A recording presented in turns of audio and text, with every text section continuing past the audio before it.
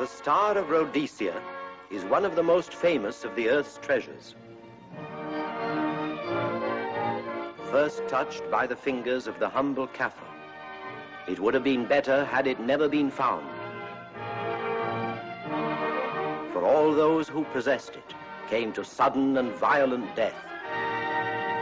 Our story opens in London, within the sound of Bow Bells. In the shadow of Tower Bridge is the carpenter's shop of Mock and Son, coffin makers. A beautiful job, if I may say so. You'll be sure to have it at the undertaker's in time. Of course. The Scotch Express leaves Euston Station at 7:30 tonight. That leaves very little time for the arrangement of the body. Your mother, is it not? Yes. You are taking her to Scotland? Yes, Edinburgh. Her home. Oh. Thank you. Rather a nuisance. Traveling by train. Ain't it?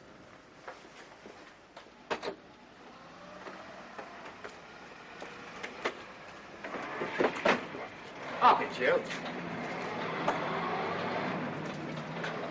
Go on, get on about your business.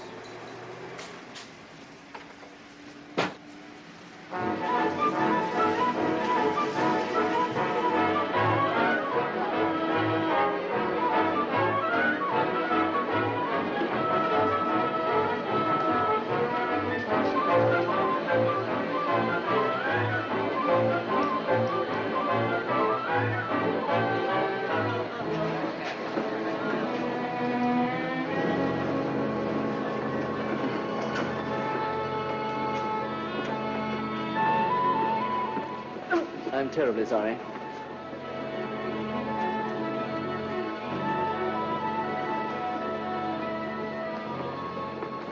Mr. Holmes? Hello. I was afraid you wouldn't get here in time. I was studying the faces of our fellow passengers. Fascinating hobby, and sometimes most enlightening. Lady Margaret is aboard the train, I presume? Oh, yes, Mother's expecting you. I've reserved a compartment for you and your friend, Dr. Watson. As a matter of fact, it's in this coach here, just ahead of the luggage van. Day coach? Yes, the sleepers are all taken. Mother wasn't interested in a bed so much as she wasn't getting to Edinburgh. So naturally, it wasn't very difficult to persuade her to travel in a day coach. Exactly. It had been open to take on additional passengers. So I observed. I say, it was awfully decent of you to come, considering the fact that I was so secretive about it all. My dear Mr. Carstairs, there was no need for secrecy. I already knew. You knew that Mother insisted on bringing the Star of Rhodesia with her to London? And that while here, an attempt has been made to steal it. Did Scotland Yard tell you that? Oh, no, my dear Mr. Carstairs. But the fact that your mother owns the famous diamond is common knowledge. She came down to London to attend the reception of Buckingham Palace and quite naturally wore the Star of Rhodesia. You want me to accompany you back to your home in Edinburgh. Therefore, an attempt must have been made to steal the Star of Rhodesia while you were here in London. It seems simple the way you explain it, Mr. Holmes. Thank you. If you don't mind, I'll wait here for my friend Dr. Watson. I can't think what's keeping him. Mother and I will be expecting you. Oh, could I take this for you? Oh, I've been much obliged. Thank you. We'll be in compartment E. Yes.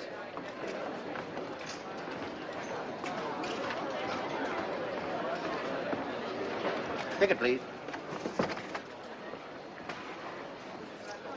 Here's your carriage, sir.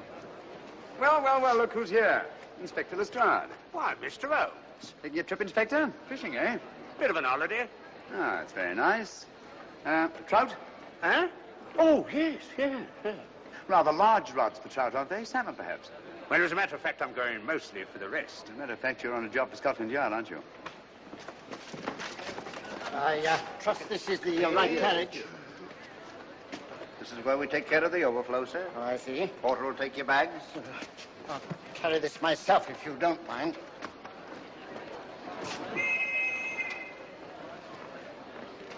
Ready to go, sir? 7:30, eh? We always leave on time.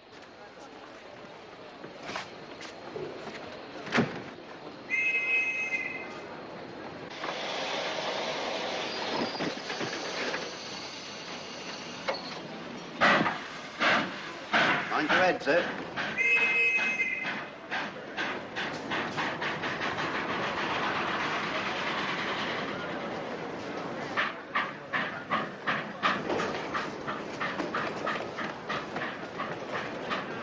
Watson! Coming, Holmes! Watson! All right, Holmes, they're coming! I beg your pardon. Nice big job.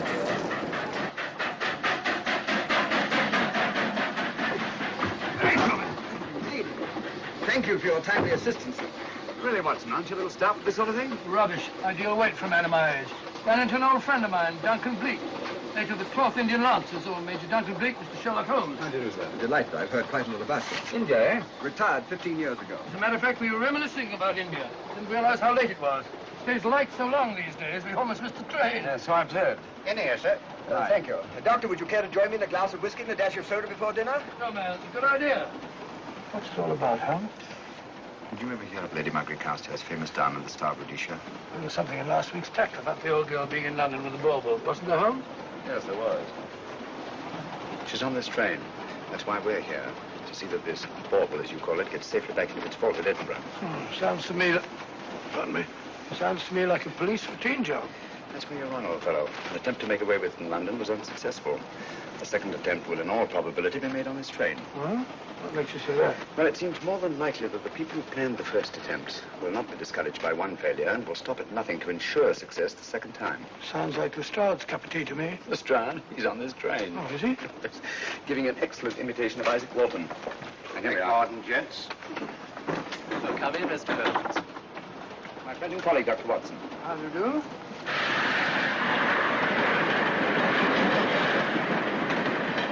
I thought it better to engage Mr. Holmes after what happened in London. No doubt you're an efficient person, but I don't think there's any need for a policeman. Policeman? How long have you been in possession of the Star of Rhodesia, Lady Margaret? 25 years. You know, it may seem strange to you, but I've never actually seen it.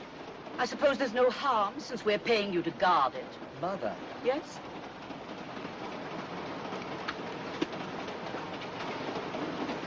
May I? Do, by all means. Thank you. Great Scott. What a remarkable stone. My husband gave it to me on our 5th wedding anniversary. 423 carats, isn't it? The original diamond was over 700 carats. Yeah. Your father had it cut, less ostentatious. Ostentatious, as big as a duck's egg. Watson, please. Oh, sir? Thank you, Lady Margaret. We'll be as unobtrusive as possible. That will be a novelty from a policeman. Now, if you wouldn't mind telling us where our compartment is. Oh, I'm sorry, Mr. Holmes. Oh, thank you. Lady Margaret? Good night. Good night. Good night. Impertinence. She called us policemen. And what's wrong with being a policeman? Oh, hello, Lestrade. Where are you going? The inspector's going to Scotland to fish for salmon. Oh, really? The season doesn't start for another month, but you wouldn't know that, would you? Who says I'm going to fish for salmon? Who? Him. Excuse me, please.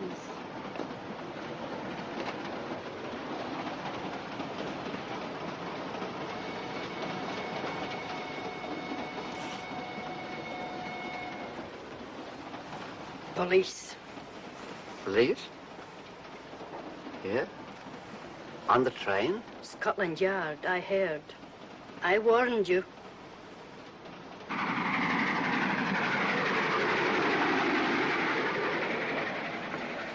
Oh, Mr. Holmes? Yes. This way, please.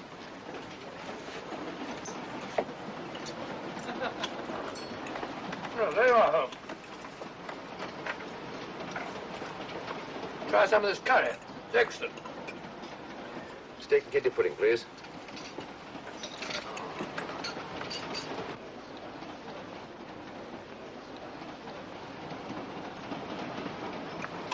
Of course, the Bengal curry doesn't compare with that of Madras. No, it's the quality of the mutton that makes the difference, don't you think? The meat's unimportant. It's the spices that make the difference. Don't you agree with me, Holmes? What? I said we were discussing curry. Oh, yes, curry, horrible stuff. Oh, really? One man's meat is another man's poison. Oh. Oh.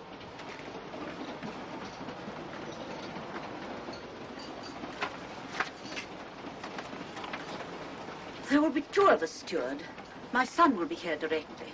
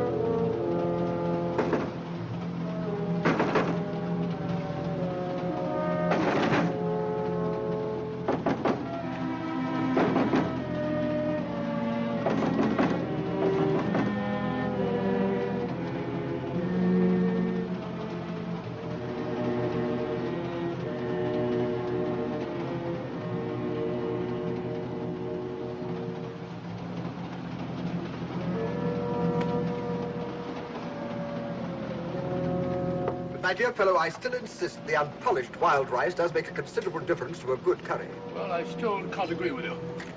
Take care of this for me, will you, Watson? That's all, fella. That was one of them.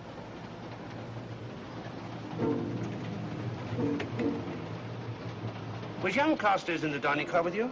No, Lady Margaret came in alone. Well, I was in my compartment just now having a bite to eat, and I heard a crash in here. Crash? It's locked.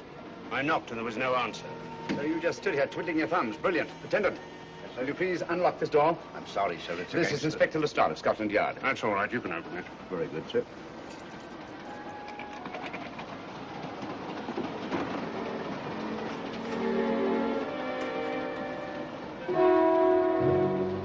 Well.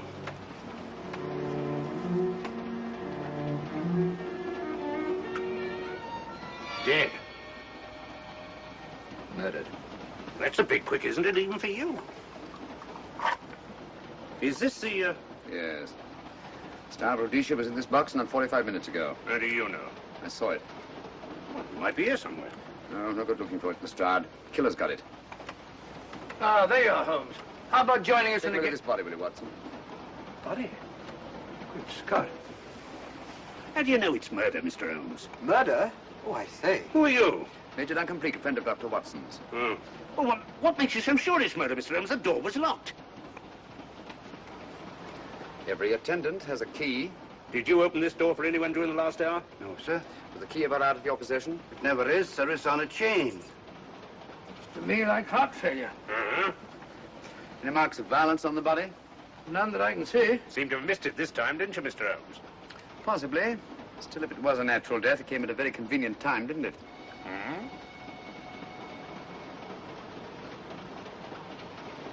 What does this mean? Star Rhodesia. It's gone. You were supposed to guard it. My son employed you. That's why I left it with him. Where is he?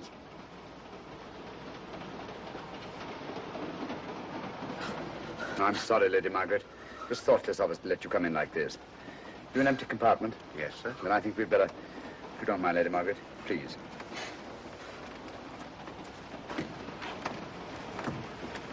Poor chap's mother, I presume. Yeah. Well, let's get to the bottom of this. Now, excuse me, Doctor. Poor chap, he was so young. It's such a pity. I've sent for the conductor, Lestrade. You want to talk to him, and I've asked that no one be allowed to leave this coach. Oh, thank you, Mr. Holmes. Shall we use my compartment? Thanks. Attendant, lock that door and let no one go in without my permission. You understand? Very good, sir. All right. Sorry, old man. Official police business. Well, that's all right. I'll catch up with you later.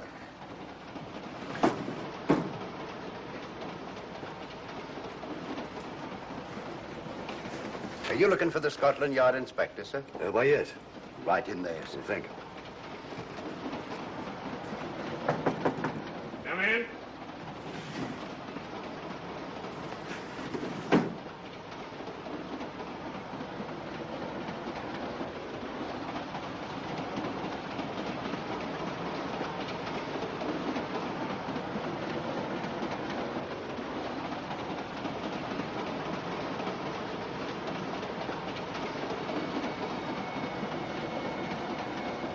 Sorry, sir.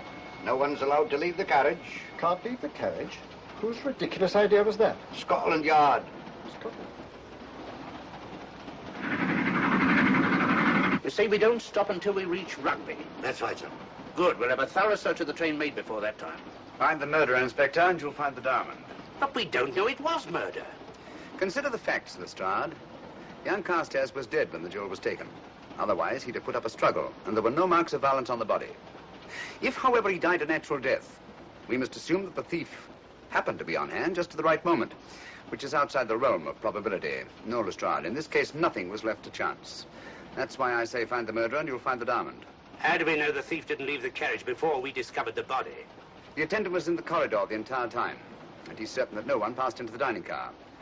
The door at the other end leads into the luggage van. Which is always locked. Oh.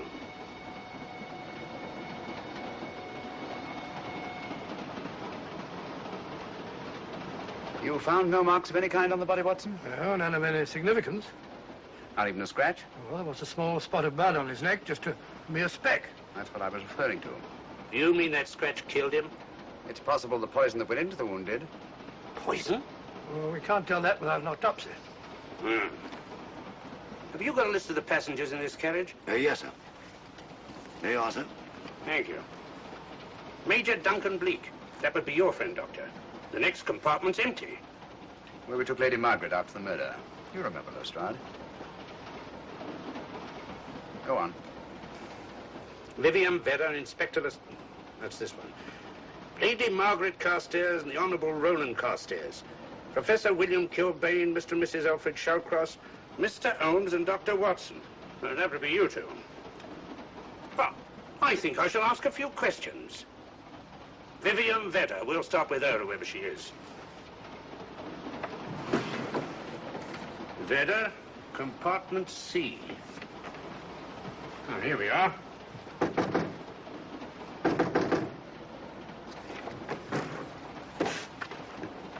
Empty. Sir Holmes, are you going to let Lestrade handle this thing by himself? Well, after all, he does represent the official police, you know. Well, with him doing the questioning and looking under the seat cushions for diamonds, we won't know any more when we're through than we do now. I could do it better myself. Why don't you, old fellow? Huh? By Jove, I think I will. Probably find out just as much as Lestrade would anyway. I'll do it at once. Oh, yes, that's where we just came from. That, huh? Oh, the body is. Huh? I'll start with this one. Yes? My name's Watson. Dr. Watson. Oh. To what am I indebted for this intrusion? I'm afraid I've got to ask you one or two questions. What you're doing on the train, where you're going, things like that, you know. Why? Customary. There's been a murder committed. Scotland Yard, Sherlock Holmes. Sherlock Holmes and I... What about Sherlock Holmes? We're cross-examining suspects. Suspects? Of what am I suspected? Oh, the fellow's dead. Murdered, you know. Now, let me get this straight. You say a murder has been committed on this train? Next compartment. And because a perfect stranger to me got himself murdered, you come to question me? Well, we've got to question everybody. Are you a policeman? No? Then by what right do you force your way into my compartment? Well, What are you doing on this train? Where are you going? Not going anywhere. Holmes and I are on the train to watch the... I know. It's a diamond or a pearl or something of fabulous value. This fellow Holmes is always chasing after missing jewels or mysterious females.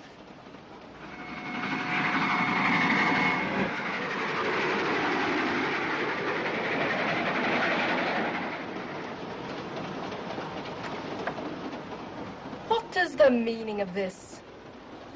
I'm sorry, Miss Vedder, but it was necessary for us to search your compartment. Indeed. May I ask what you expected to find? A valuable jewel has been stolen. And a man has been murdered. We are making a routine search of the entire carriage and asking a few questions. Go right ahead.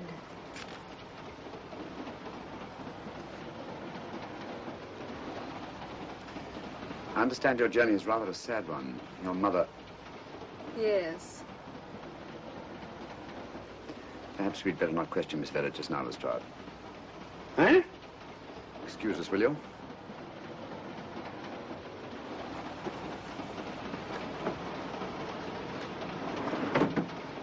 What's the idea, Mr. Holmes? Matter of taste, Lestrade. The young lady is taking her mother to Scotland for burial. In a coffin? That is the customary method, I believe. Lestrade, I think we'll take a look at that coffin. Might prove interesting. I was about to suggest that very thing myself, Mr. Holmes. Conductor, I'll have a look in the luggage van. This way, sir.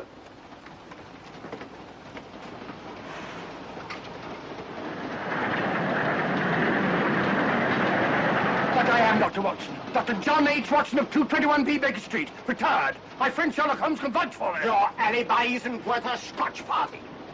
Just told me that this fellow Holmes is a crony of yours. Naturally, he'd lie. I resent that, sir. Sherlock Holmes is the very soul of integrity. Might even be an accomplice. Why, if I were a policeman, I'd take you in charge this very moment. I didn't do it, sir. I swear I didn't do it. I can prove it. Prove what, old chap? Oh, There you are, Holmes. Now get out of here and join your silly friends. Did you discover anything, Watson? Yes. He's a very suspicious character. He tried to put me off the scent. From the little I heard, he seemed reasonably successful. Look here, you're not going to let an old fellow like Professor Kilbane discourage you, are you? Why don't you try this one? You think I'd better? Yes, of course. All right. Do you mind if I come in? You may. Thank you. I'm sorry to bother you, but I represent the police. I knew it. Alfred, I told you. Told him what?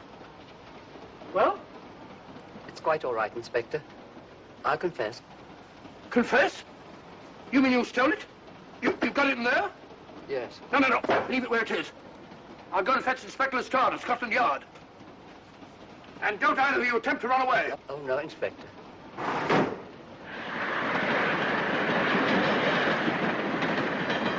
Is this door always kept locked, Conductor? Yes, sir. Only the guard and myself have keys.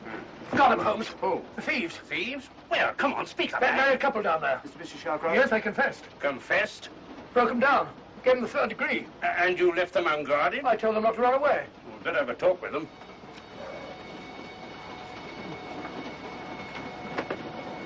Oh, it's you again. It might interest you to know that I've just caught the thieves.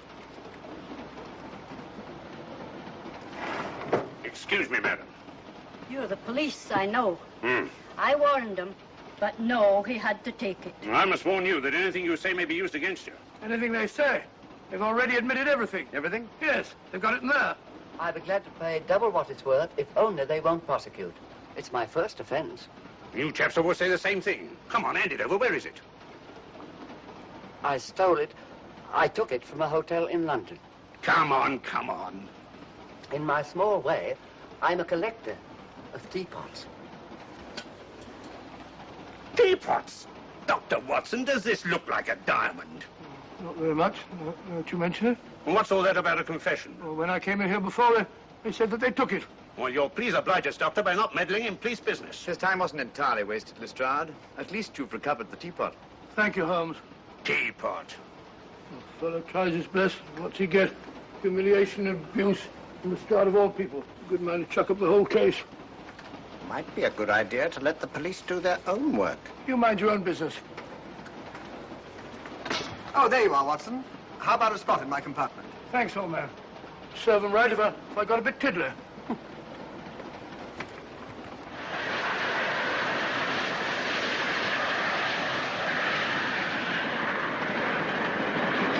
I suppose you realize you'll be turned over to the police as soon as we reach Edinburgh.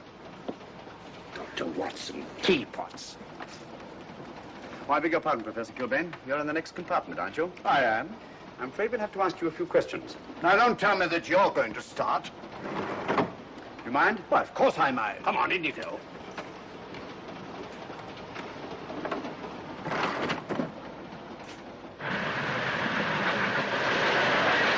A brilliant mind, but there have been times when... When your scientist's mind has shown him the way. Exactly.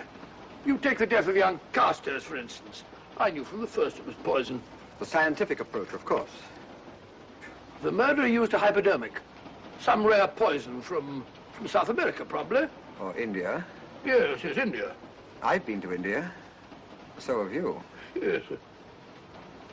Yes, of course. Well.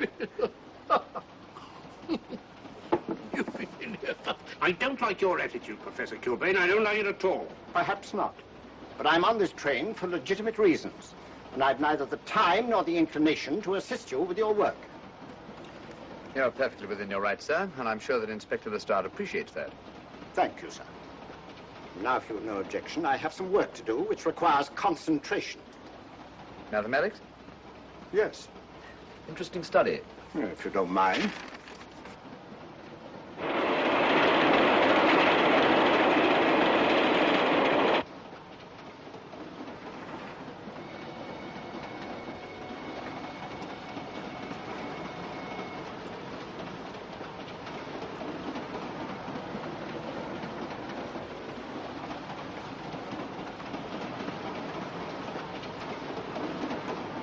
Looking for something, Lady Margaret? Oh.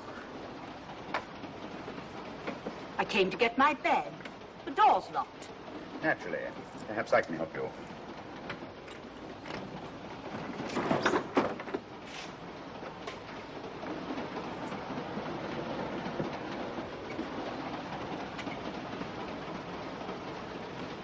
Thank you. Mr. Holmes, I must talk to you about the diamond. Oh, don't you worry about that, Lady Margaret. £50,000 and you tell me not to worry? My son employed this man to guard it, and it was stolen right under his very nose. I warn you, I intend to take this matter up with your superiors. I'm a private agent, Lady Margaret. Good. I shall report you both to Scotland Yard. But I am Scotland Yard.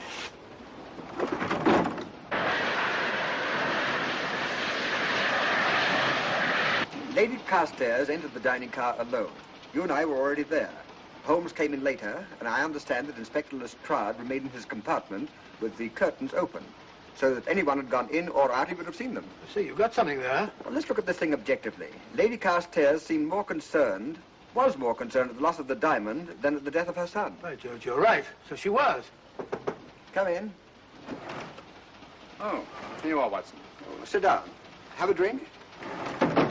No, thanks. Do you mind if I, Not at all. I've been thinking about this case, Holmes. That is, Duncan Bleak and I have. Yes, so I see. Well, the way we figure it out, the old trout is the only one without an alibi. Yes, we feel that you're approaching the whole thing from the wrong angle. Really, Watson? What's your theory? Insurance. A lot of people insure jewelry and then try and collect on it. Interesting suggestion. I suppose you go and ask Lady Margaret just how much insurance she carries on the Star Rhodesia. No, thank you. We've already had 2 tries. Why don't you ask her yourself? For a very simple reason I already know. You're quite a doodler, sir. Oh, so now would you ask me? Trying to make a fool of me.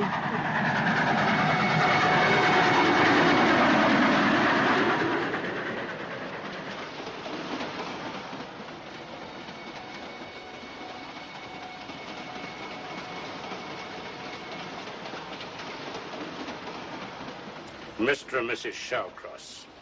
Teapots. Well, we can eliminate them. Professor William Kilbane. I've sent a telegram to the Edinburgh police to check up on that mathematics professor. Interesting. Now what?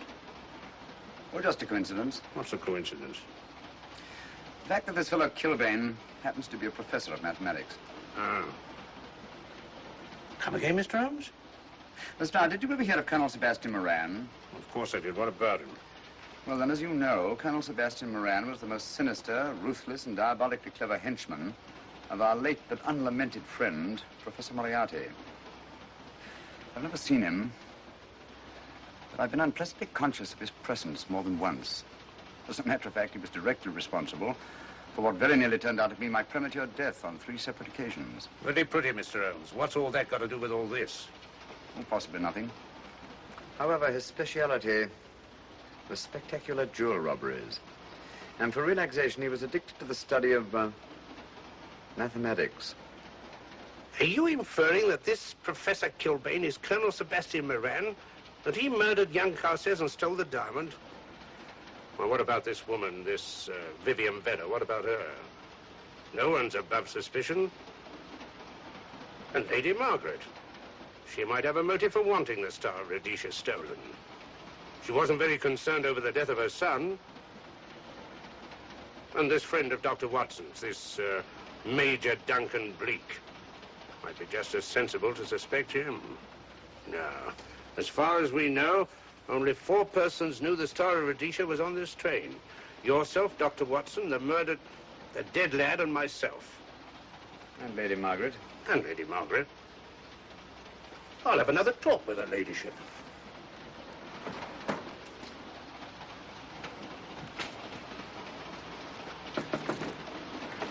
Lady Margaret, do you mind if I come in?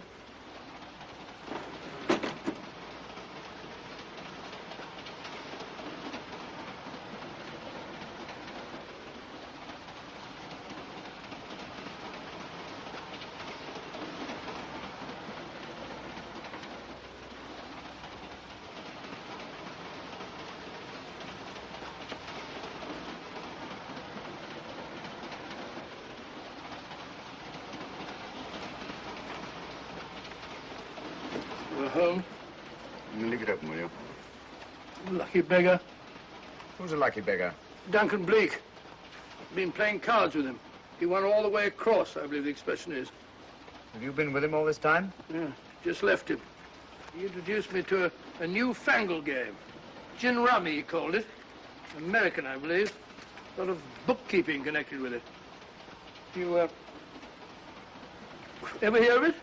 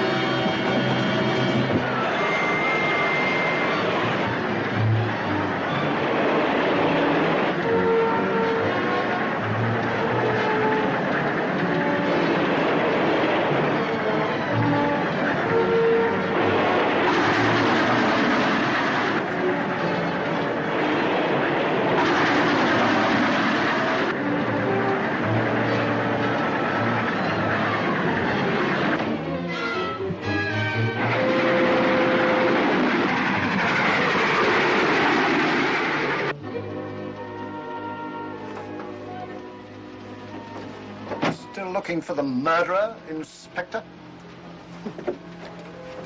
Impossible, fellow.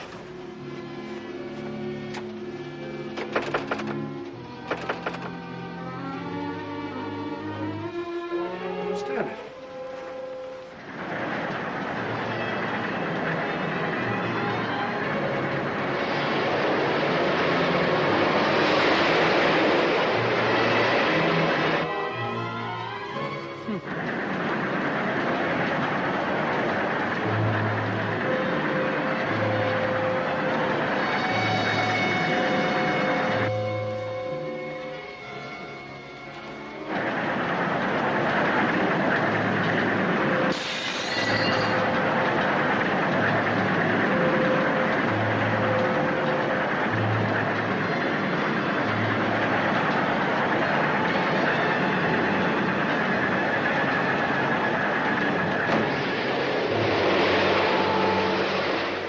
Into thin air.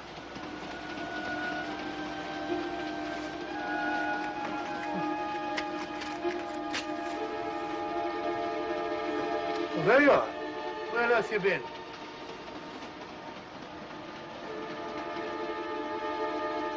I asked you where you'd been.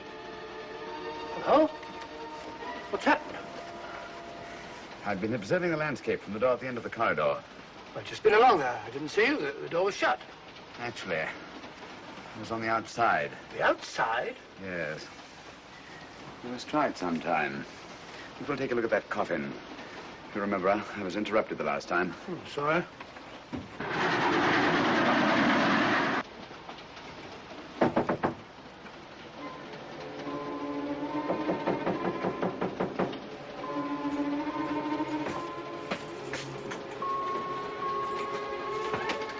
I'm Sherlock Holmes. Do you mind if I inspect a coffin you're taking to Scotland? No one is allowed in here, Mr. Holmes. I'll take the responsibility. Excuse me.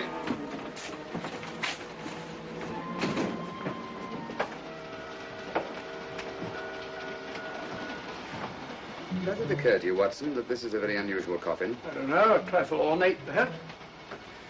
I wasn't thinking of the fittings. Do you mind if we open it? It's forbidden, sir. Sorry. Go on, Watson. But you can't do that, sir. We'll have to. Excuse me, please.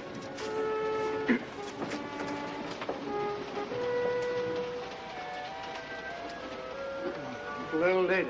As I thought. Shallow. Body only comes down to about here. You think there's a secret compartment underneath? There has to be.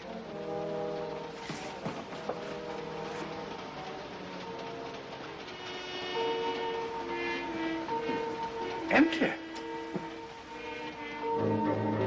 Yes, but it's been recently occupied. We asked Lestrade to come in here. He's with Lady Margaret. Right, your Holmes.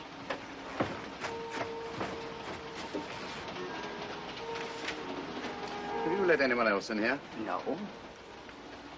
Mathematics, eh? Gives me something to do.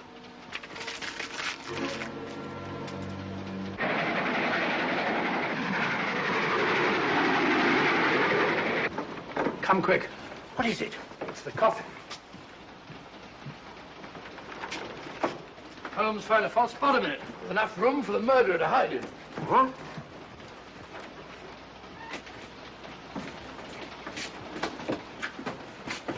What is all this, Mr. Holmes? There's where your murderer's been hiding, Lestrade. It's just a question of finding him, isn't it, Mr. Holmes? Not him, them. Eh? This affair is obviously the work of two men, the one who planned it, and the other who hid in the coffin, and at a prearranged time emerged to commit the murder and effect the robbery. What are you talking about? Colonel Sebastian Moran. You've got that man on the brain, Mr. Holmes. My dear Lestrade, I accepted this case because I was virtually certain that Colonel Sebastian Moran could not resist such a tempting morsel as the Star of Rhodesia. I'm convinced that he's the brains behind this case and that he's on this train. Oh, and how would you go about finding out which one of the passengers is this Colonel Sebastian Moran? If he is one of the passengers. Well, I suggest that you start by questioning Miss Vera. It might prove interesting. Huh? Oh.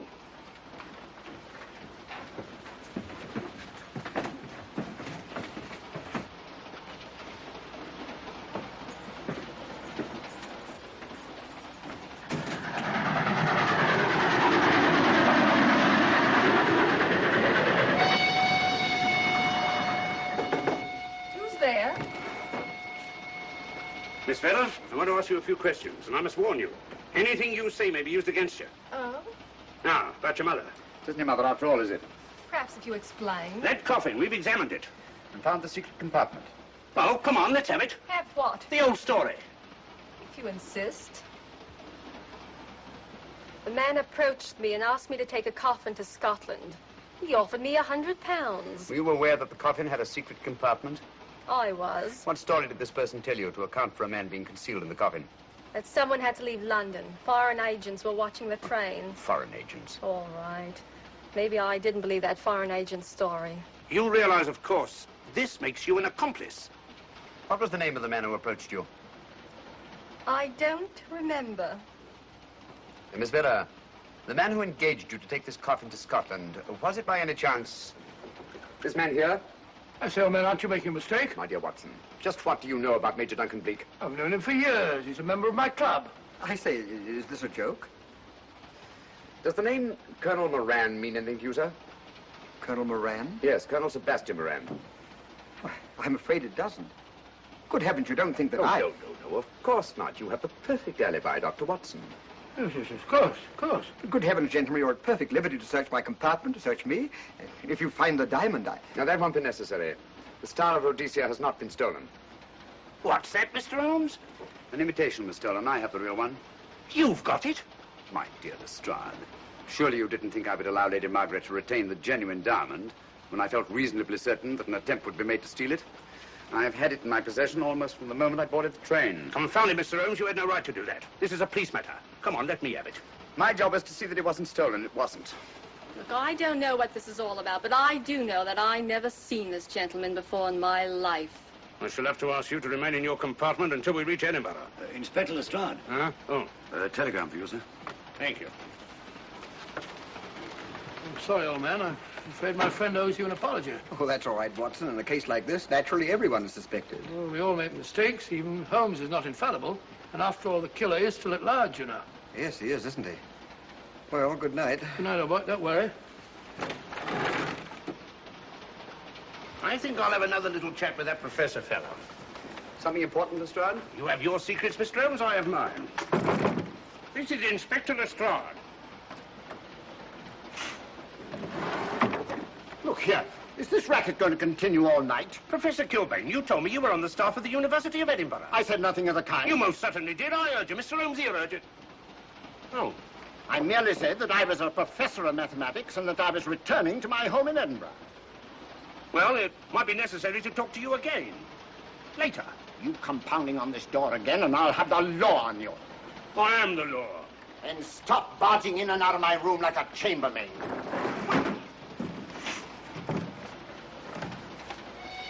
Where is everybody?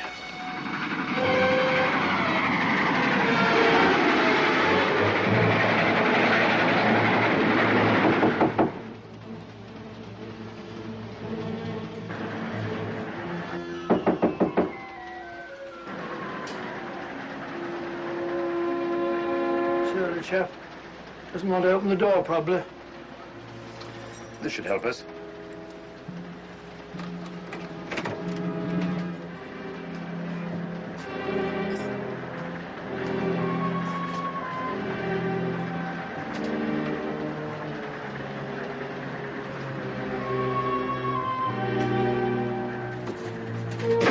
Hello? Who shut that door? Great Scott, the guard. The murderer came back from the scene. Hypodermic. Look again, old fellow. Scratch. Just a scratch. Like the one on Ronald Carstairs. Small dart. Apparently made of some soluble substance. Probably a gelatin preparation that melts in the wound. That's why you couldn't see anything on Carstairs. The murderer was about to get rid of the body. He heard the knock and became frightened. Here, let me have that, will you?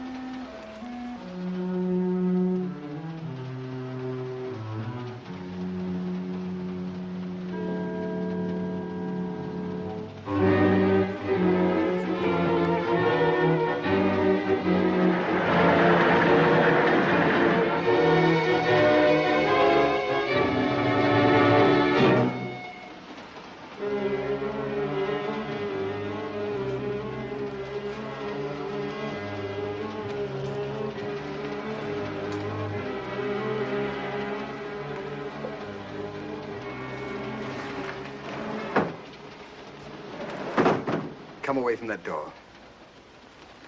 Were you seen coming in here? No. Sherlock Holmes and the fat bloke are in the luggage van now. How about the guard in the corridor? He didn't see me. I fixed him temporarily. The guard in the van did. I had to kill him. Here, you'd better take this. This isn't the Star of Rhodesia? You wouldn't be trying to double-cross me, would you? Sherlock Holmes got the diamond and replaced it with this imitation. Now that Scotland Yard inspector has the real Star of Rhodesia. Was he with Holmes and Watson in the luggage van? No. Good, then he's probably in his compartment. But you'll have to hurry. I don't like it. Neither do I. All you have to do is to relieve him of the diamond. Scotland Yard inspector, why, that's something different. Naturally, it'll mean more money for you. You'd like that, wouldn't you?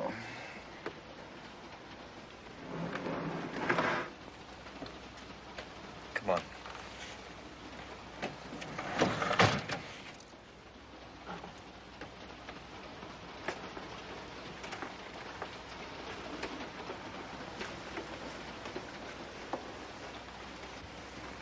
He's in there.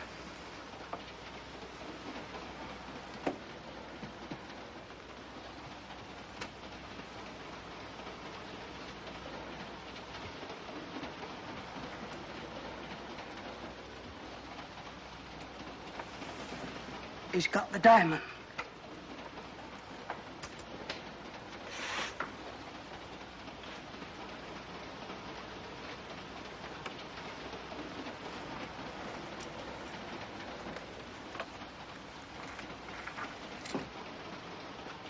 You use this.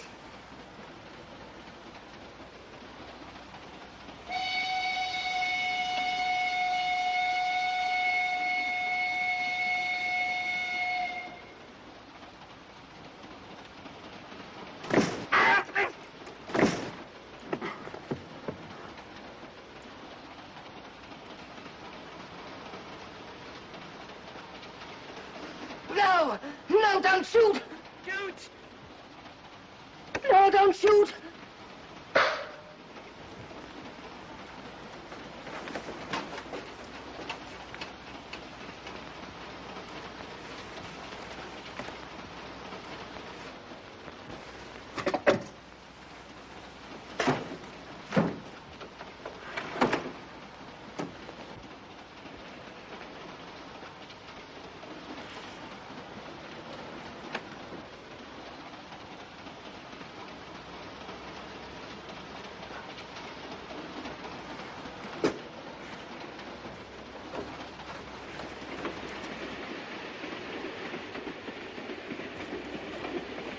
Hello. That fellow you put on guard isn't there. So I observe. Strange. What is?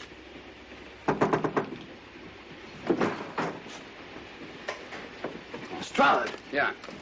Help me to get him up onto this seat.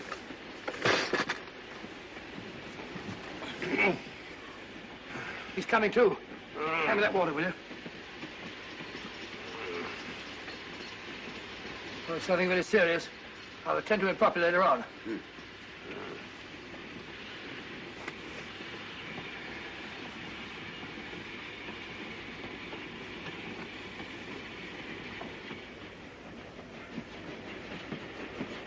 Poisoned like the others. Yeah, it's gone. The diamond's gone. Gone? Yeah. Hadn't we better search for murder at once? No use, old fellow. The man who killed him has the star, Rhodesia.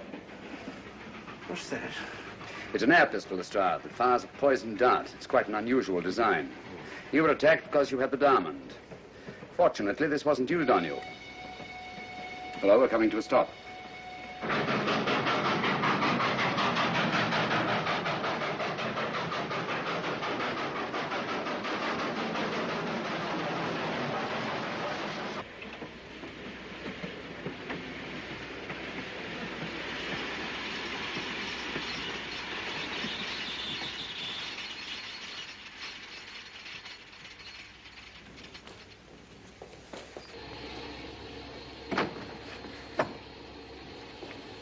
Police.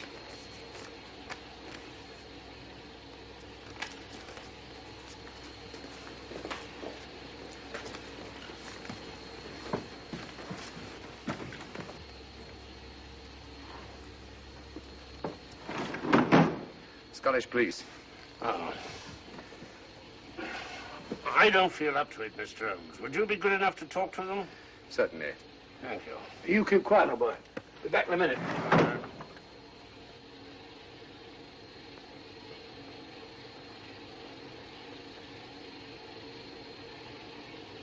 Mr. Holmes, this is Inspector MacDonald of the Edinburgh Police. How do you do? I happen to be in this district on another case, and I received this telegram from headquarters. You want to talk to Inspector Lestrade? In due time, but I'm in charge here. This is Scotland. You've crossed the border. We've had a spot of trouble here, Inspector. And that's why I'm here. And who are you, might I ask? Mr. Sherlock Holmes. And the private inquiry agent, eh? I've heard of you. Heard of him. Mr. Holmes has practically solved this case already. Watson. Will you clear the dining car? I'll want to ask a few questions. Yes, sir. And see that no one leaves his compartment until I need him for questioning. Very good, sir. Inspector Lestrade asked me to sit in with you. It's a bit unusual, but... Scotland Yard think a great deal of Mr. Sherlock Holmes. They frequently ask his advice. Scotland Yard, eh? Where is this Inspector Lestrade? Now, Watson, will you see if Inspector Lestrade is sufficient to recover to come into the dining car? Right, you are.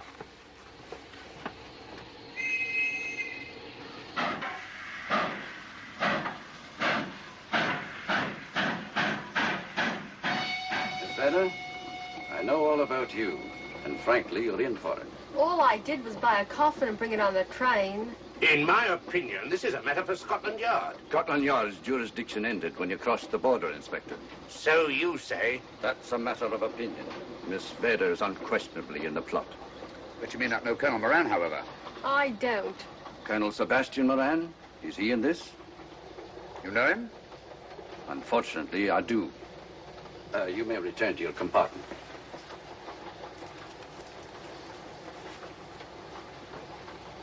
You said unfortunately. Aye. I once had an encounter with Colonel Moran. The only time in my entire career I've been bested. The cleverest criminal since the late Professor Moriarty. And then I concur. Well, where is this Sebastian Moran? He's traveling on this train under the name of Major Duncan Bleak. What on earth are you talking about? Are you serious, Mr. Holmes? Constable, bring in Duncan Bleak. Aye, sir. Duncan Bleak? But he played for the gentleman at Lord's.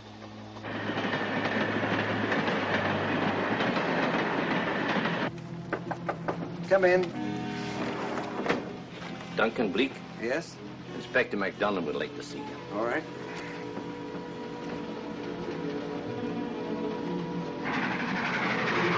Colonel Sebastian Moran, eh? It will give me great pleasure, Mr. Holmes, to meet up with that scoundrel again. You wanted to see me? Yes, Colonel Moran. You're under arrest. Oh, so you've managed to convince him that I'm the mythical Colonel Moran. Not mythical, Colonel. Have you forgotten that affair at Inverness 3 years ago? I've never been in Inverness in my life. Do you mind if I search you? Go ahead. For an innocent man, you carry strange things in your pockets. A retired army officer, India. But you're in Scotland now, and there's a law against carrying firearms. Well, you satisfied? Not quite, Colonel.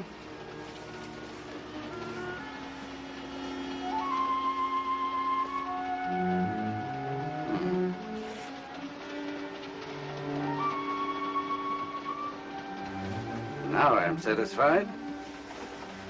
This clears things up pretty well. We'll be coming into Topham in a few minutes.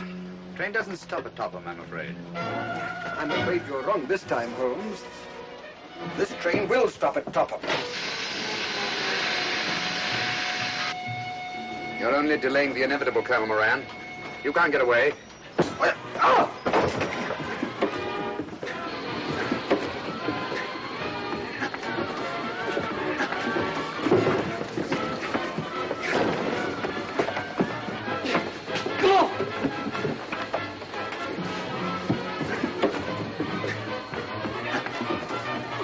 Out of the way, Inspector.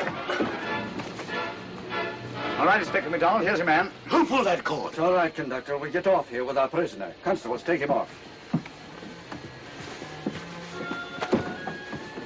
Quite a struggle, Inspector MacDonald. Good work, Mr. Holmes. Perhaps I underestimated you. Was it you who hit me? Oh, I'm terribly sorry. You must accept my apologies.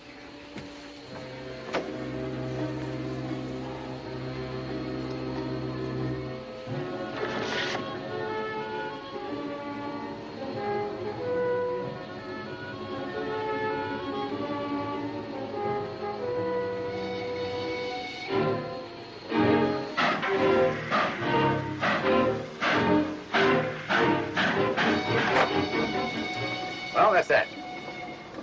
Where's Lestrade? Look under that table over there. Is that Lestrade? Great Scott, it's Duncan Bleak. I mean, Colonel Sebastian Moran. Come on, old fellow, give me a hand.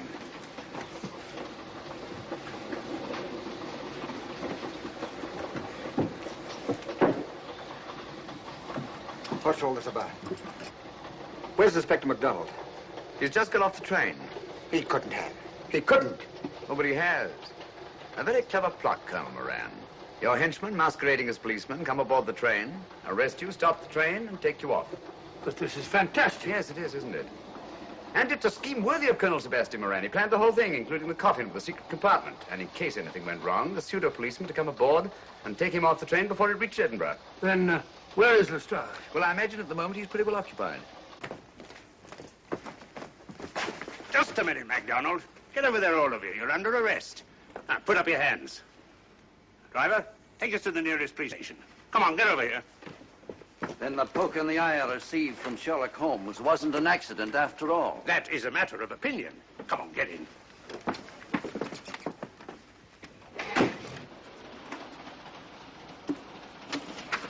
Send that off as soon as possible, will you? Very good, sir. It's a telegram to the real Edinburgh police. Ask him to meet us when we arrive. But how did you know this fellow wasn't the real Inspector MacDonald? Elementary, my dear Watson. In the first place, he didn't put handcuffs on Colonel Moran, so I had to do it myself. And in the second place, Inspector MacDonald, during the fight, was more hindrance than help, which is not characteristic of a real policeman. Amazing, Holmes. Uncovering such a fiendish plot with so little evidence. Yes, I forgot to mention that I also happen to know the real Inspector MacDonald of the Edinburgh police. Oh, was Lestrade in on all of this? Yes, and surprisingly enough, he grasped the situation immediately. It's very unusual. Let's hope he hasn't overdone it. Very clever, Holmes. You've got me, but you haven't got the Star of Rhodesia. Oh, but I have. If in the dark I could substitute a big hulk like Lestrade for you, Colonel Moran, it's no very great feat to, switch a little thing like a diamond.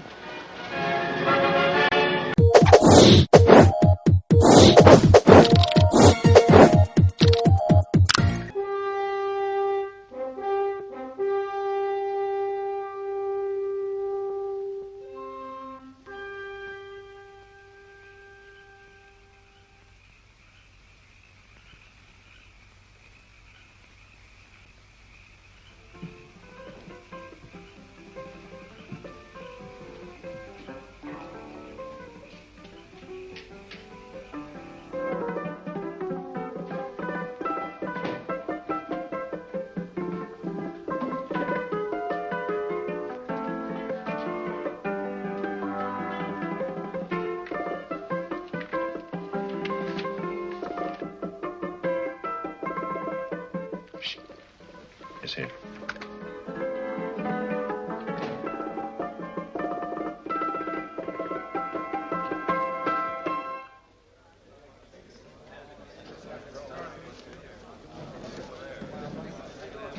You gentlemen look like educated men of good taste. I have here some rare old first editions.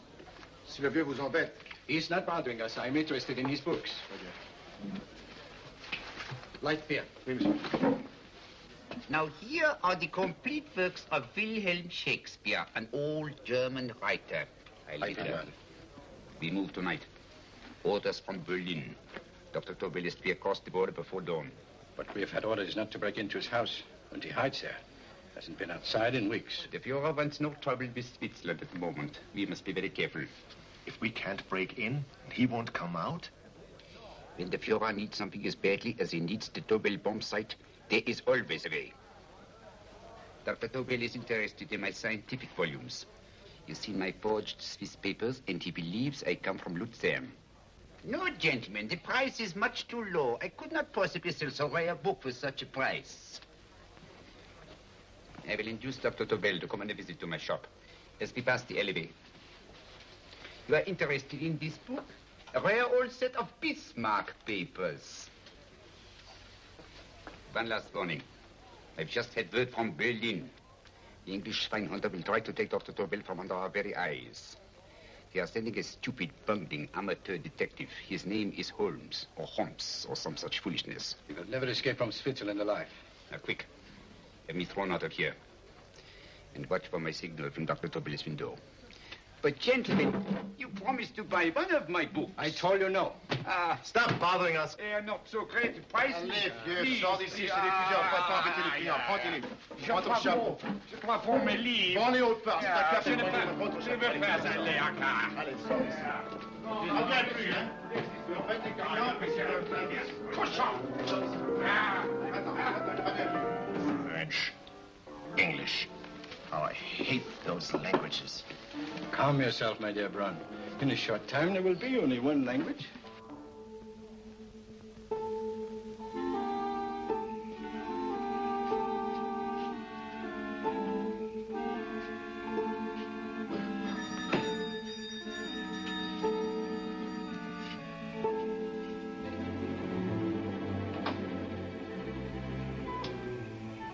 Good evening, Dr. Tobel.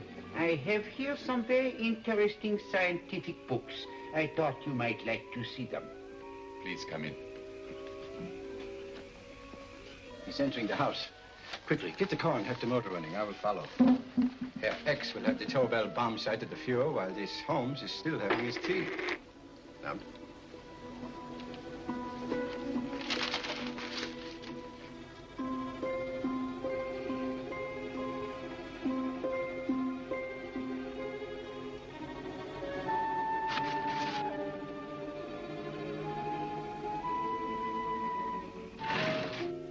What are you doing? I am sorry, but for months, every move I have made has been watched. I am not a coward, Mr. Holmes. They won't watch you anymore. Tonight, they intend to take you forcibly across the German border. Then why do we wait here, doing nothing, like rats in a trap? Calm yourself, my dear Dr. Tobel. We shall not only escape their trap, but we shall also take the cheese away with us. But how? The 4 sections of your bomb site fit inside these ponderous tomes.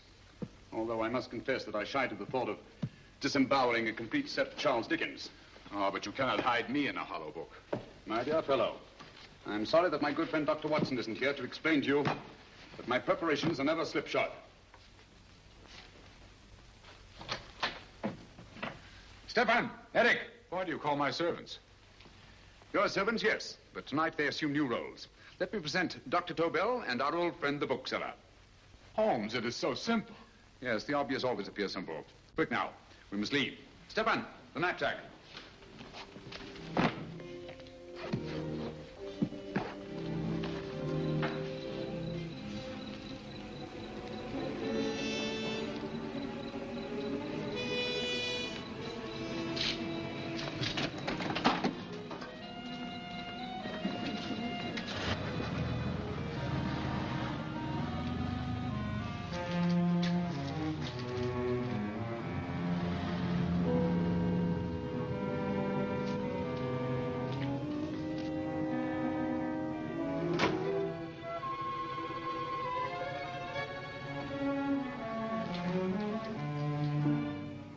Stefan and Eric are proving excellent decoys.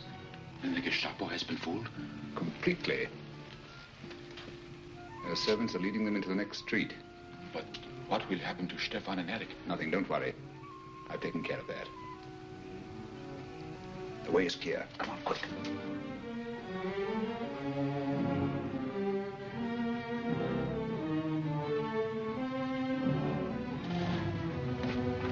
You would take the Nazis' own car? One must adapt oneself to the tools at hand.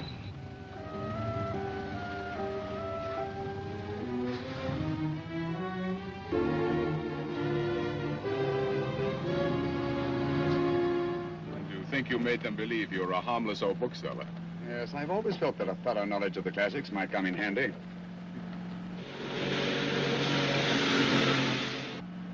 But how can we get across the border and through France? There's no need to get across. At this very moment, a Royal Air Force plane is waiting for us at a secret landing place.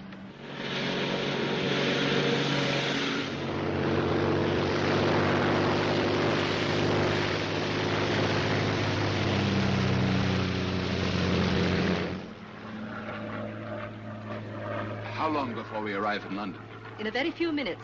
We're passing over Dover now. Thank you.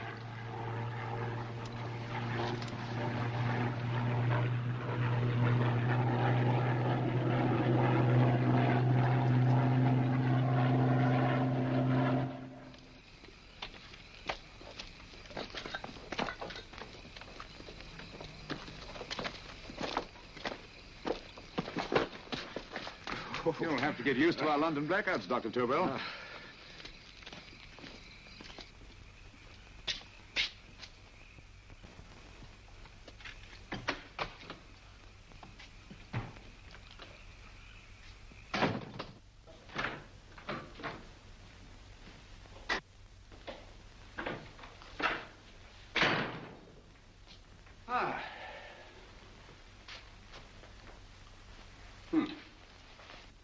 Dr. Watson's. Very untidy fellow. What are we going to do with these? A problem of the most elementary nature, my dear Dr. Tobel.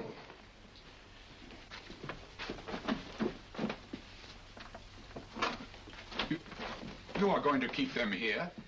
I have always believed in the theory, originally projected by Edgar Allan Poe, the American writer, that the best place to hide anything is where everyone can see it. Yes, but... You will remember, no doubt, in Poe's story, The Purloined Letter. The missive in question was always in plain view.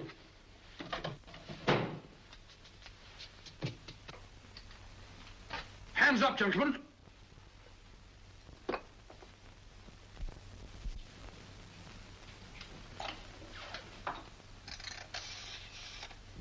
Scotland Yard, quick. Oh, my goodness. Good evening, Mrs. Hudson. Oh, why, it's Mr. Holmes. Holmes? Hello, Watson, old fellow. It's good to see you again. Telephone. Huh? Who do you want? Oh, yes, you're Scotland Yard. I'm afraid there's been a little mistake. Well, you needn't get angry. We all make mistakes at times. What? Well, if we didn't, you'd be out of a job. Dr. Tobel, this is my friend and associate, and as you may have observed, my watchdog, Dr. Watson. How do you do, sir? How do you do? Dr. Tobel and I flew in from Zurich this evening. You can put that thing away now, Watson. Dr. Tobel, awarded the Massingham Bequest for physics in 1939. My dear Watson, there is only one Dr. Tobel. Without Mr. Holmes, there would have been no Dr. Tobel, I am afraid. But I thought you were living in America, sir. I have been working in Switzerland for the past 2 years. And Holmes got you out? In the nick of time. There was not a point he overlooked. Every contingency was foreseen and provided for. It was magnificent. Thank you, Doctor. The problem is not without its interesting points. Is there anything you would like, Mr. Holmes? Oh, thank you, Mrs. Hudson. You can go to bed now. You gave me an awful fright dressed up like that. Well, good night, sir. He's quite right. You can't blame me for jumping to the conclusion that I did. He looked like a broken-down musician. Holmes, why didn't you take your fiddle with you? I never did think much of this dressing-up business. It was necessary, I assure you. The Gestapo was close on our heels. Really? This is Sherlock Holmes. I want to speak to Sir Reginald Bailey, please. Reginald Bailey? Is that the fellow who played Rugger for Blackheath? Yes, Watson. Oh. Hello, Sir Reginald. Holmes speaking. Yes, from Baker Street. I have Dr. Tobel with me. Oh, thank you. Very well, then. I'll meet you in half an hour. There must be no delay. I'll arrange with Sir Reginald to have the test tomorrow morning. I suggest that only cabinet ministers and your best aviation experts be present. Naturally. Watson, I leave Dr. Tobel in your care. Give him a sedative. This has been a strenuous business, and he has a long day ahead of him again tomorrow. Certainly, Holmes, of course. He shall sleep in my bedroom. I'll keep watch till you return. Thank you. It is not necessary to guard me. I am quite safe now. Safe, Dr. Tobel? I shouldn't count on it for a second. But, Mr. Holmes... A great deal may depend on your safety. And the enemy understands that just as well as we do. Good night.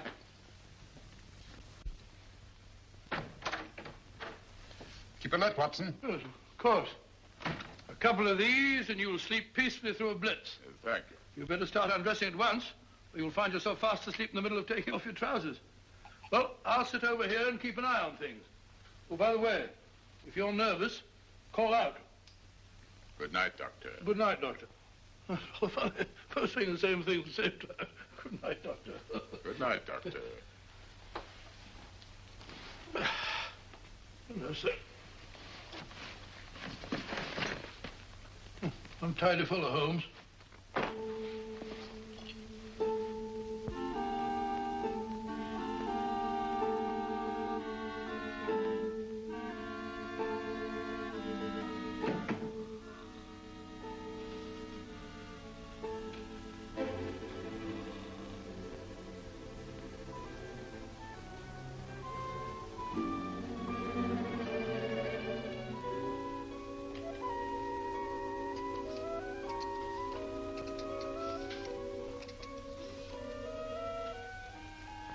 Hello? Yes, I just arrived about an hour ago. It is most important that I see you at once. No, I cannot explain. It is now 5 minutes past midnight. I leave at once. Goodbye.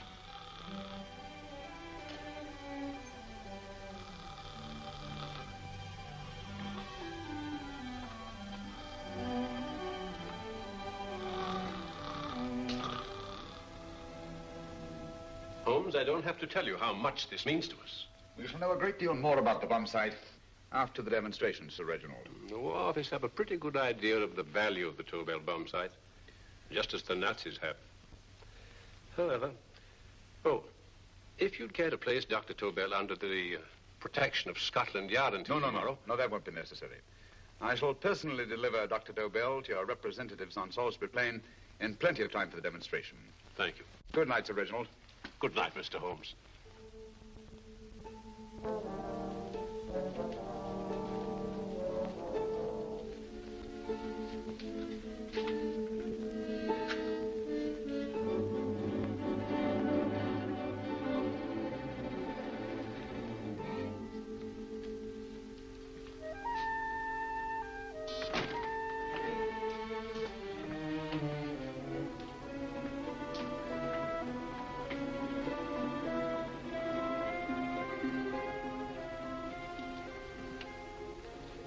Charlotte Averley, flat B. Right. Get the car ready. I'll wait here until he comes out.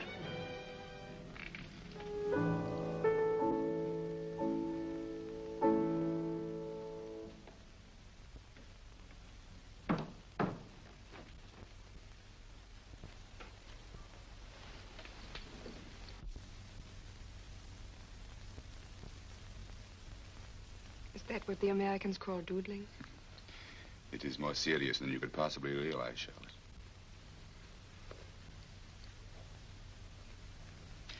Good. More coffee?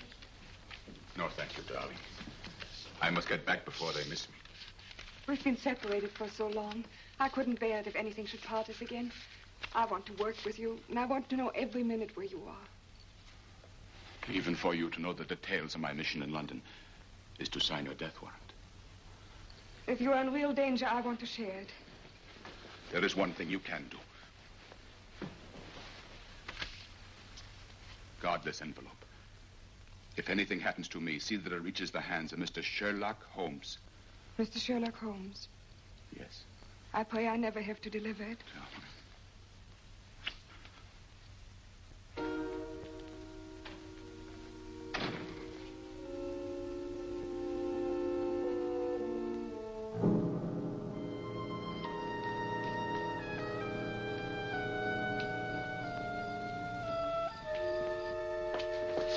Help! Help!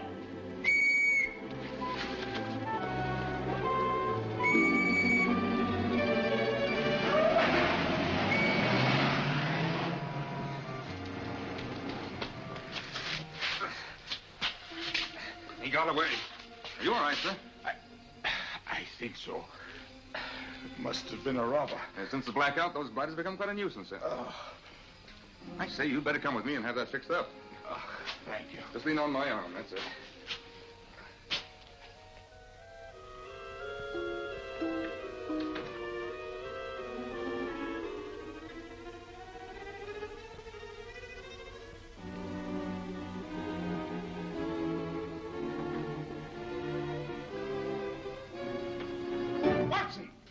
Watson, wake up! Huh?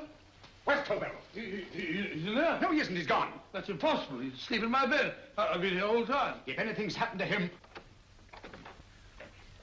Tobel! All right? It is nothing. Yeah, sit down here. Let's have a look.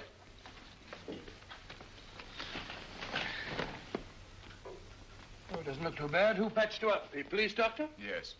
You look as if you'd been attacked. Obviously, my dear Watson. Dr. Tobel, do you suspect the woman of arranging the trap? Woman? What woman? She's blonde, 5'6", full-lipped, and very affectionate. Oh, really? You've known her for a long time. You were attacked after leaving her apartment. Holmes, how do you know this? The face powder on your coat tells me of her height and her affection for you. You held her close before departing.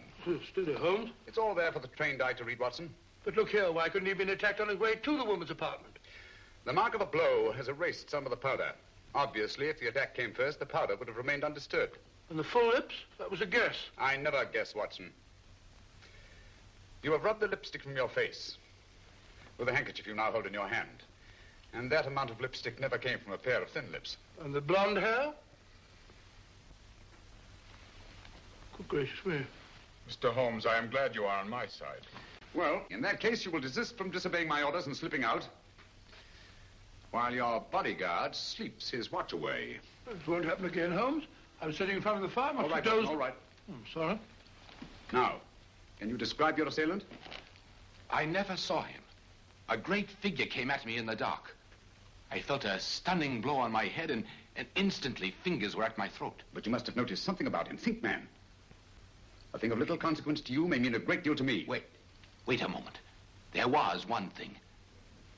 Long fingers at my throat like steel. And then an odor. A heavy, drug-like odor. A drug? Opium? That is it. I am sure of it now. Well, I suggest we get the remains of a good night's sleep. Remember, the test takes place tomorrow morning on Salisbury Plain.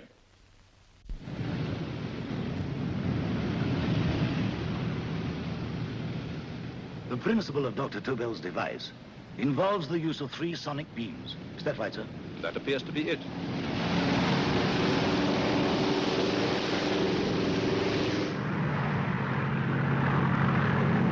There he is.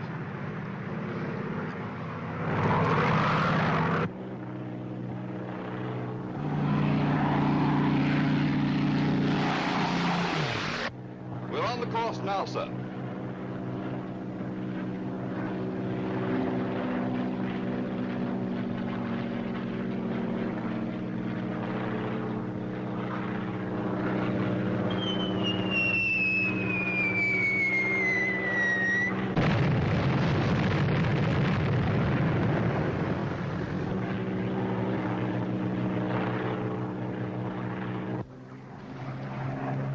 Well, gentlemen, that load would sink any ship in the world. We must consider the possibility of good piloting and a lucky hit. I like to see another try of it. So would I. They want you to try again, sir. He is coming into position now, sir. We're on the course now, sir.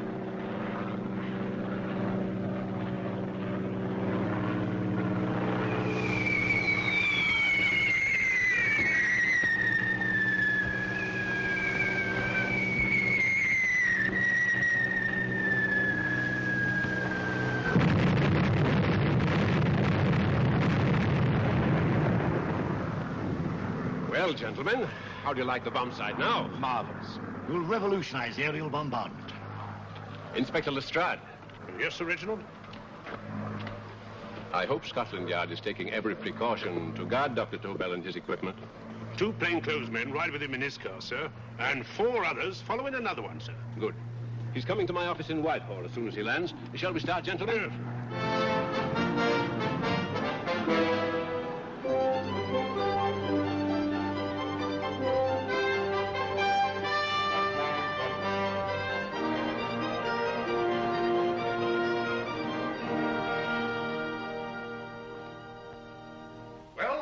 Here he is, gentlemen. Congratulations, sir. It was excellent. Amazing performance. It was magnificent, Dr. Tobel. Magnificent. I am glad we had such ideal conditions for the test. I wouldn't have believed it if I hadn't seen it myself. We've been through a lot, Holmes. But thank goodness he's safe now. You brought your apparatus with you? No, Sir Reginald. I did not. But why not? It must be lodged in the most impregnable vault in this building until we're ready to start manufacture. I have arranged for a little office of my own. I intend to supervise the manufacture myself. But you offered it to our government for our use. Everything Mr. Holmes has done has been with that idea in view. I still offer it to your government. But no one else will know the secrets involved. I have devised a plan to guard my invention. A plan as intricate as the bomb sight itself. If you imagine for one moment... Please. I will not change my mind, Sir Reginald. I am taking the matter into my own hands.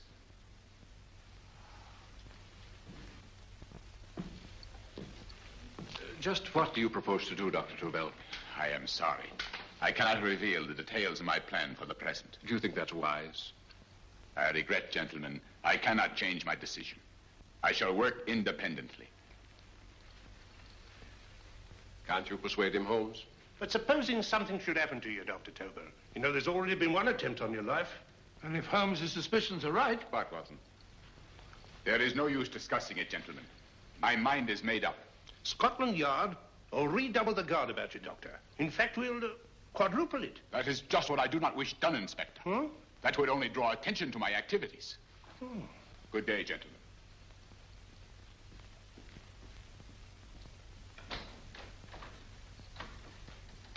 Just the same, I'll have my men watching him every moment from now on. No, wait, Lestrade. We must not offend Dr. Tobel. We must remember that he, as a citizen of Switzerland, is under no obligation to give us his invention. We must do as he asks. Don't you agree, Holmes? To be sure, Sir Reginald. I'm not officially connected with the government, and I intend to remain on the case. Good. That is, if Inspector Lestrade doesn't mind. Not at all, Mr. Holmes. We're always glad to have you hanging around. Thank you. You can put those away now, Lestrade.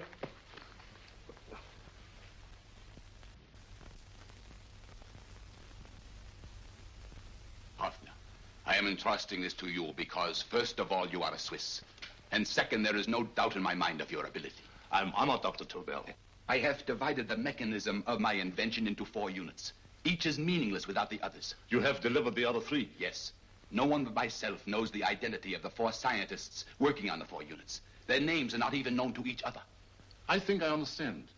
From what you tell me, it will be easy to reproduce the unit assigned to me in any quantity you wish. I knew I could rely on you. I will get in touch with you as soon as I have made the rest of my arrangements. No. The back door, if you please, Professor Hoffner. Au revoir. Au revoir.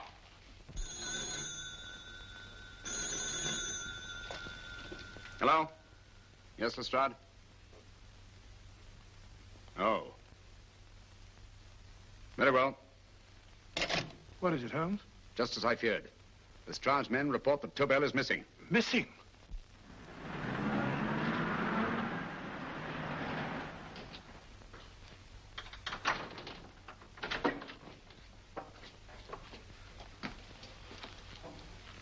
Gone. Yes, I was afraid of this. How long has he been missing? Practically since he walked out of your office yesterday. If you'd only given me the address of this place, I shouldn't have had to waste so much time finding it. Empty. The bomb site's gone. I didn't expect to find it here, Sir Reginald. This is a pretty mess. If you knew this was going to happen, why the devil didn't you do something about it? You can rely on Holmes implicitly, Sir Reginald. Tobel's gone, and heaven alone knows where. Well, it serves me right for listening to that crack-brained idea of his. He dismissed Lestrade's men, and they went, leaving him here alone and unguarded. Holmes, if anything has happened to Tobel, if his invention falls into the hands of Germany, it will be a major disaster for England. Christmas wrapping. He did his Christmas shopping in plenty of time. Yes, curious. Do you notice anything, Holmes? Scent. Perfume. Yes, I noticed it the moment we entered the room. Claire de Lune. One of the rarer essences, and very expensive. That woman again. Undoubtedly.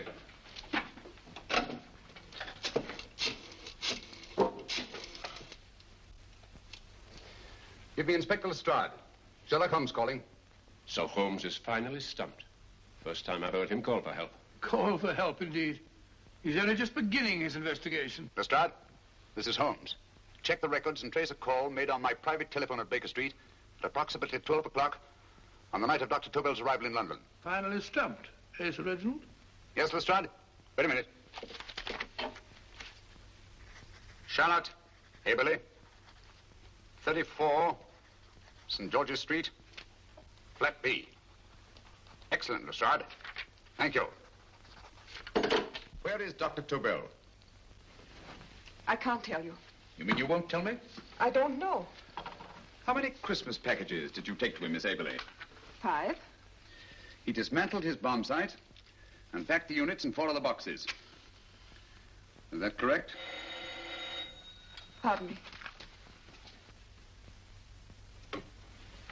Hello? Yes? This is Miss Aberley. Why, someone must have stolen it. On Richmond Bypass. Yes. Yes, I'll arrange to have it removed. Yes, at once.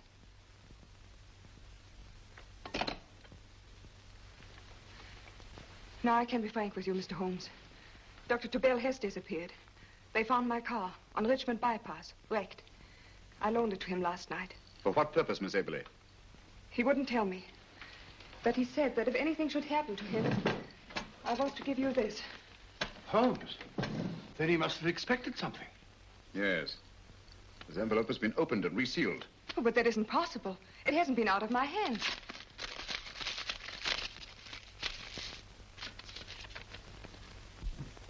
We meet again, Mr. Holmes. What?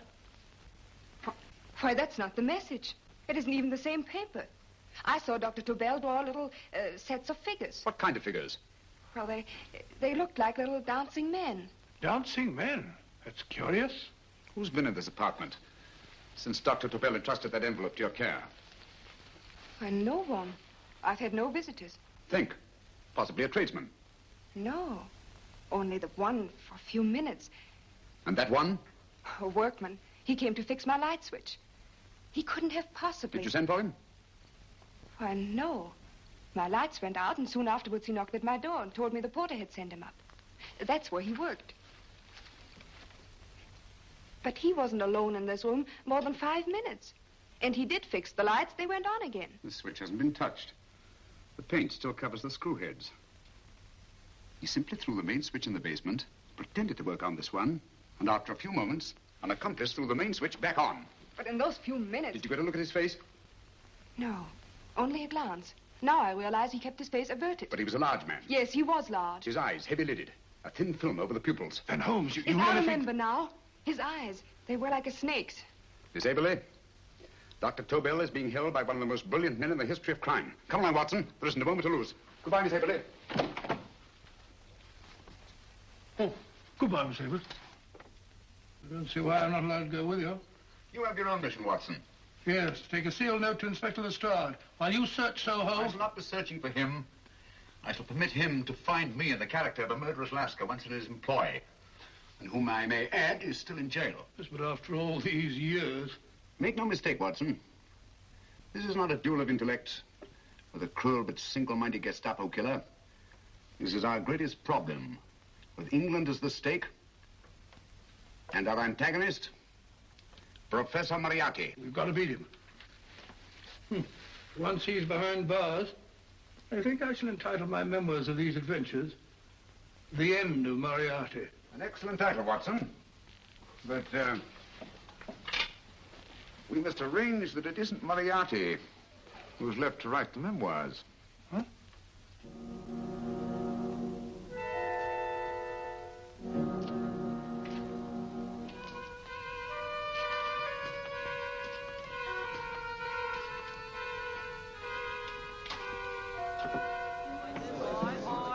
she rises, I, up she rises early in the morning. I, up she rises, I, up she rises, I, up she rises early in the morning. I, up she rises, I, up she rises, I, up she rises early in the morning. I, up she rises, I, up she rises.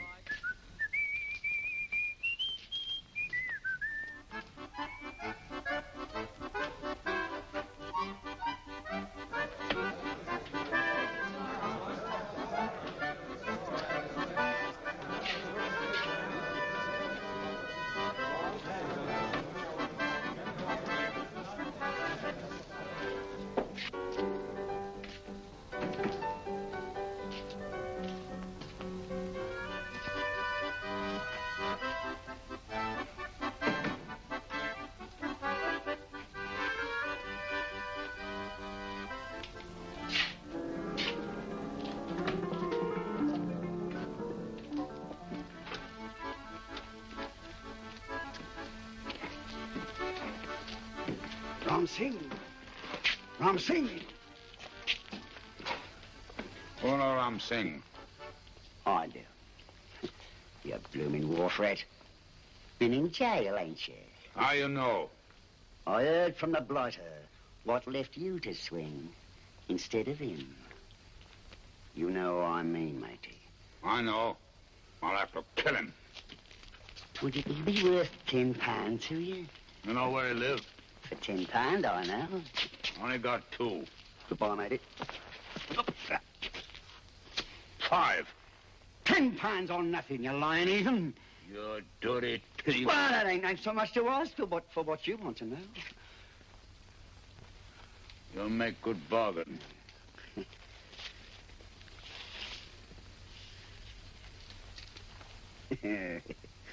That does it. Well? You remember Angel's Court? Huh? Then follow your nose through the alley till you come to Jack Brady's carpenter shop. He can tell you where the blighter is at this very moment. You come too. Me? If you lie... All right, mister, I'll come along with you.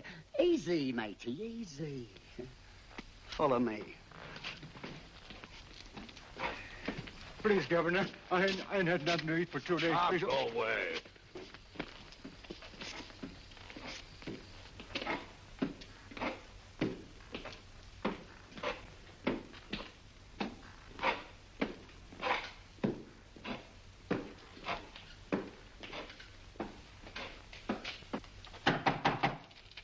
Who's that? Pegleg. Who's this bloke? He's a bloodthirsty heathen, but there's good money to spend for information.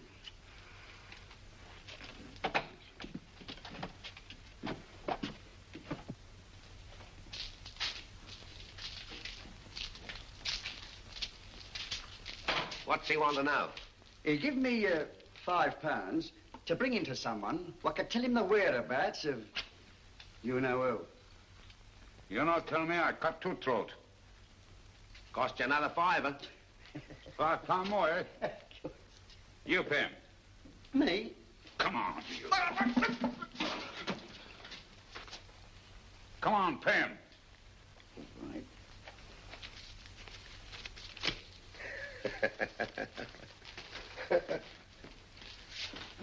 I'll tell you all right, I will. The truth, and that's a fact. The blighters in Davy Jones's locker are feeding the fishes, he is. Deader than a blinking mackerel. Now, ain't that worth a £5?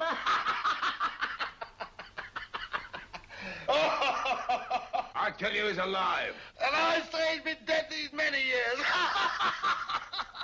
You lie! Easy there, Jack Brady. I would say you were wrong and Mr. Sherlock Holmes was correct. Good evening, Professor Moriarty. Welcome, Holmes. My men have instructions to bring anybody here who inquires for me. They haggle while I watch. An admirable disguise, by the way. It fooled them completely. Of course, it didn't fool me. I never intended that it should. I meant only that it should bring us face to face. Just like old times, eh? A battle of wits, of superior intellects. I may say I've been expecting you since I made off with your precious Dr. Tobel. And his code. Ah, yes, and his code. But valuable as your doctor and his code are to my business, I think my main interest in this affair is the chance it gives me to battle with you again.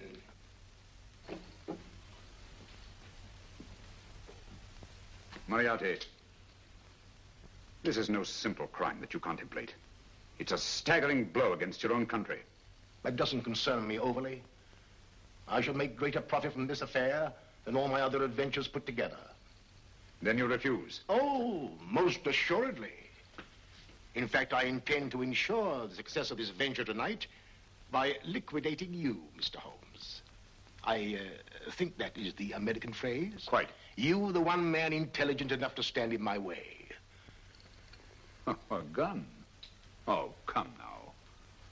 This is not the Professor Moriarty, the master criminal I once knew. A dock rat could do as much. Did you think I was going to shoot you, Mr. Holmes? Oh, dear me, no. This is simply to prevent a troublesome scene. I expected you and made full arrangements. You see, my good Mr. Holmes, these shelves lift out.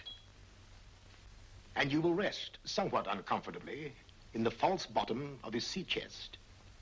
My sailor friend, Jack Brady, goes to sea immediately. Once out of sight of land, he pushes the chest overboard. Time up.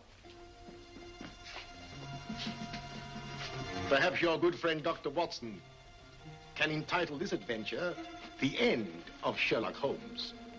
He will be disappointed. He intended to call it The End of Professor Moriarty. Hurry. Right, sir.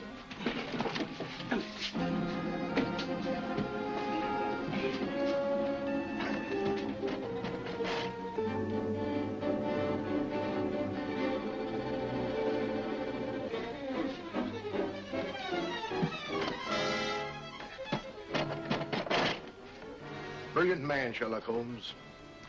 Too bad he was honest.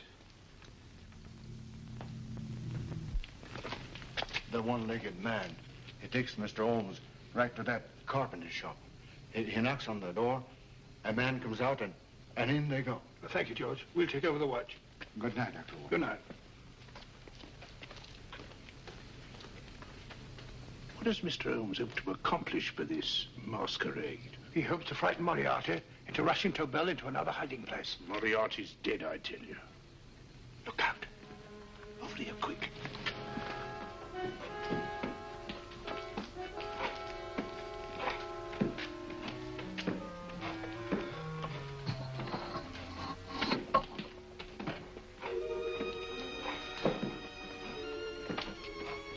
Hey, just a minute. Who's that? What do you got there? Who's asking? Scotland Yard? Scotland.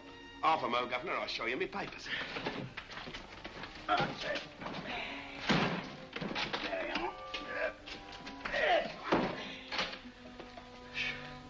There you are, Governor.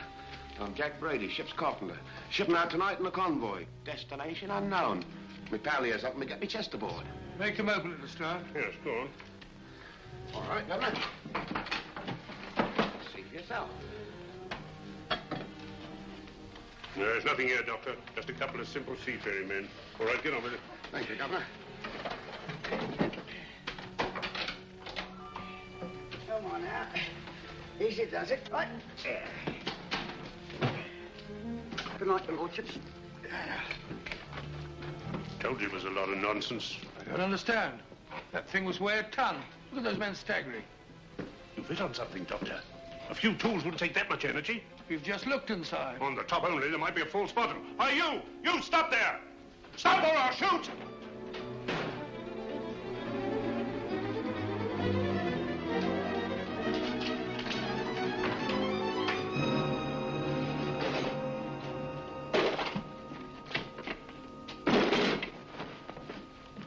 Quick, Scott Holmes! Well, I'll be blowed.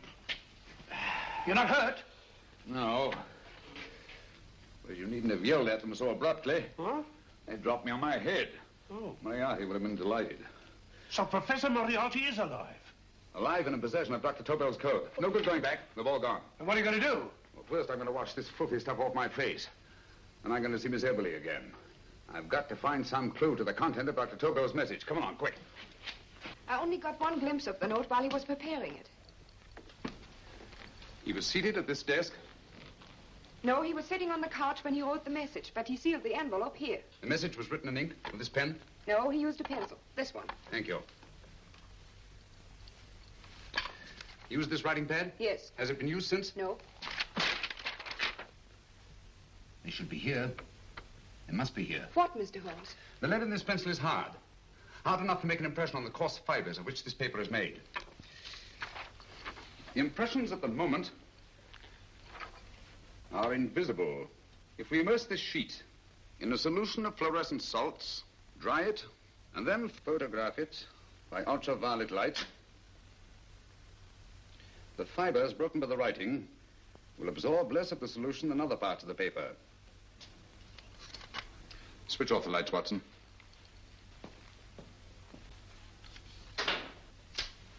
We place the slide in the projector and turn on the light.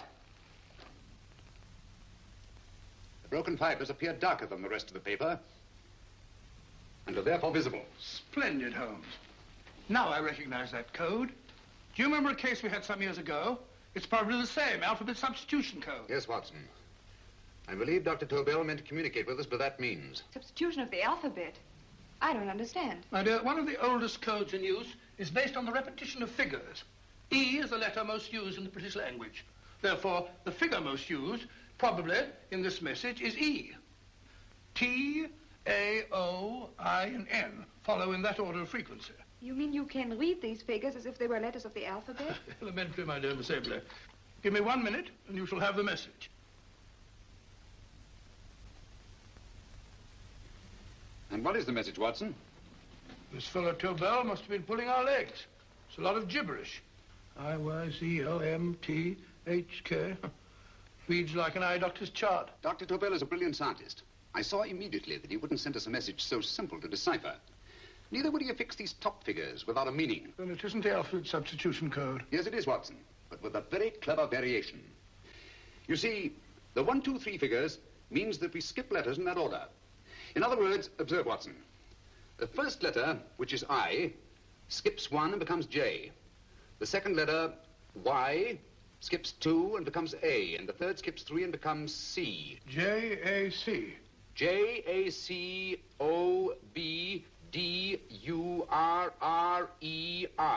Jacob Dürer, a Swiss scientist and friend of Dr. Tobel's.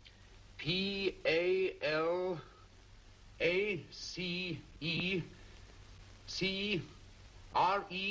Palace Crescent. Right. I say, Holmes, this man Dürer must be important. Obviously, Watson. He must have some connection with the bomb site, or Tobel wouldn't have taken so much trouble to see that I got his name. Take down the rest of the message. J-O-S-E-P-H, Joseph. E-M-D-D-I-A-C. Number 4 doesn't make any sense. He must have used some other variations. 4 names and addresses. Jacob Dürer, Professor Farrell, Dr. Kern, and this 4th infernal cipher, which doesn't fit the code. Christmas boxes. Watson, I'm beginning to see the plan. Dr. Tobel divided his bomb site into 4 parts, just as we brought it back from Switzerland. He's given one section of the mechanism to each of these famous scientists. What a fascinating plan. You see, each part is useless without the other 3, and undoubtedly, none of these scientists is known to each other. Professor Moriarty also has the code, and we must allow for his ability to decipher it. We haven't time to break the 4th code now.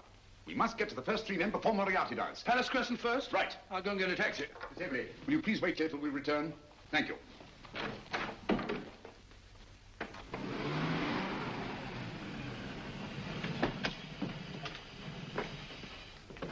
Here, where are you going, sir? Jacob Dürer live here? Yes, but there's been a bit of trouble, sir. You can't go in. Inspector Lestrade's orders. Oh. Here, just a minute, sir. That's Mr. Sherlock Holmes. Oh, very sorry, sir.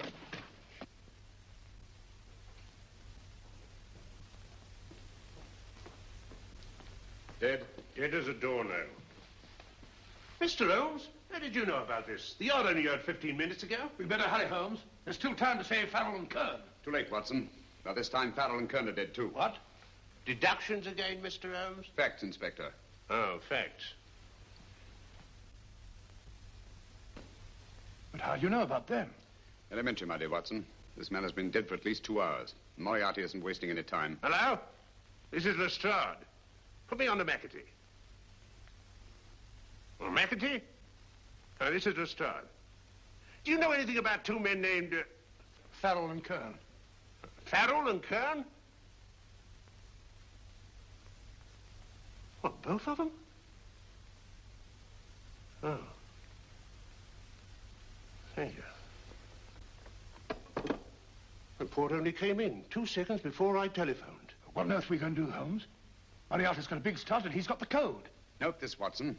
Scotland Yard reports 2 murders. That makes 3 in all. But there were 4 boxes and 4 codes. Obviously, Moriarty hasn't broken the 4th code either.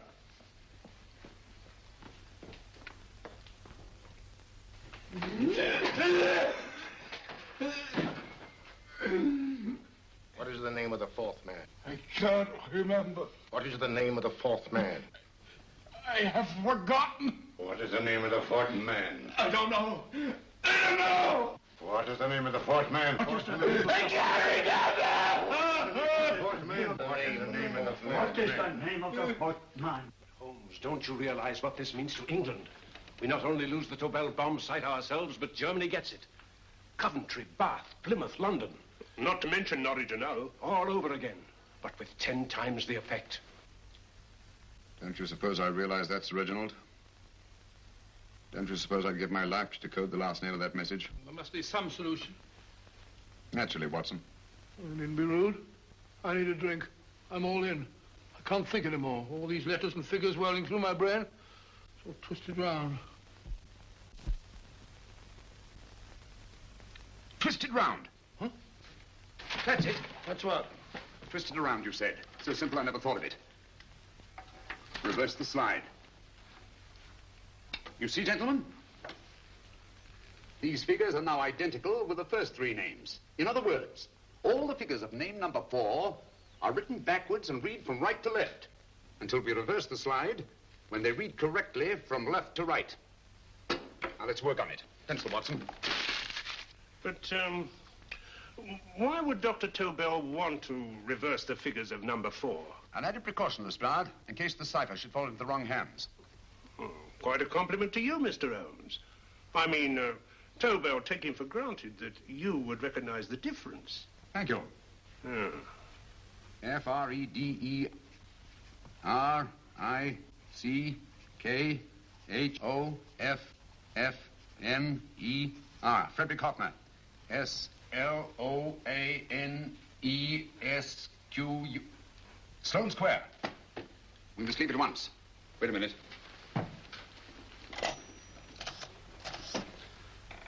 Information? Will you please give me the address of a Frederick Hoffner in Sloane Square? I'll break this code. I'll find the name of that 4th man before Holmes does. There is not much more time. The submarine is to pick us up off Sheerness in 6 hours. I've beaten Holmes so far. We'll meet your confounded submarine with the bomb site intact. But Tobel is unconscious again. As last resort, we could abandon the code and take Tobel to Germany. You try Tobel again in here. Wait. Spilling that glass of water was a very fortunate accident, my dear street brawler. Dr. Tobel's perversion of the cipher was so simple that it fooled us. I was looking for something ingenious.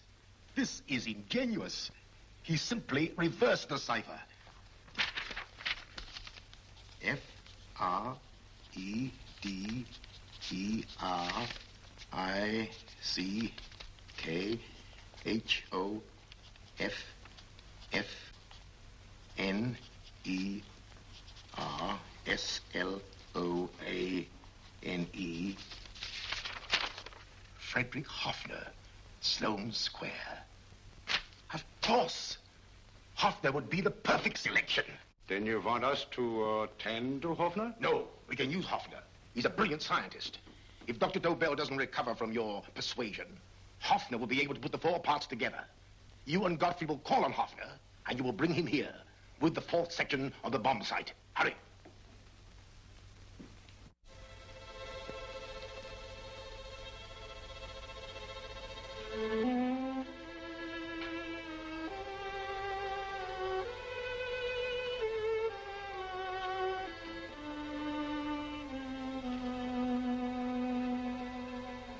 Put up your hands, Professor Hoffner.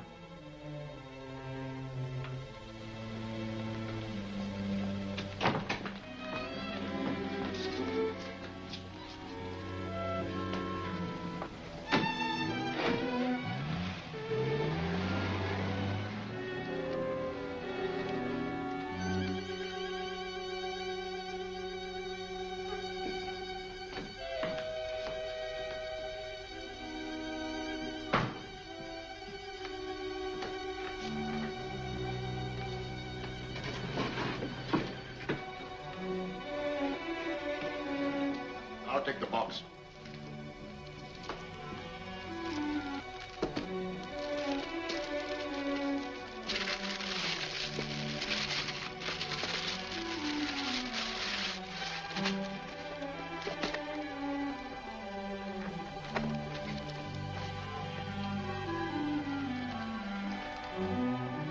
We meet again, Professor.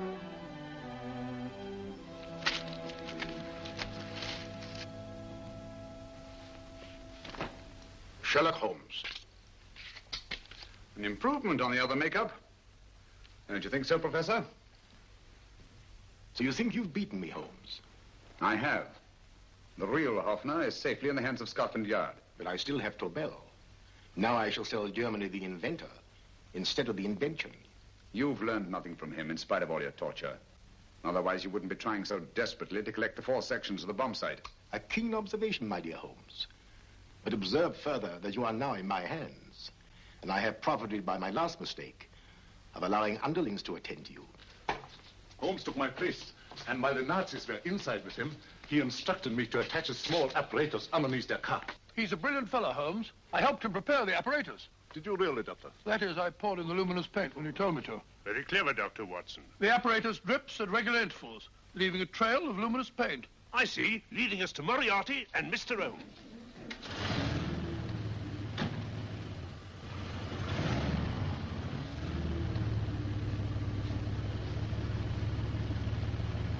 Why are you so confident, Professor? Only a suggestion. But how do you know that Scotland Yard isn't waiting to break in at this very moment? I selected this address with special care. No one can find it, not even Scotland Yard. Relax, Mr. Holmes. There's no escape. I might suddenly dash to the window, break it open, and shout to a passerby. There are no passers-by. The glass in the window is unbreakable, and the room is soundproof. This is my stronghold, Holmes, equipped with all the modern conveniences of a successful man in my profession. Sit down.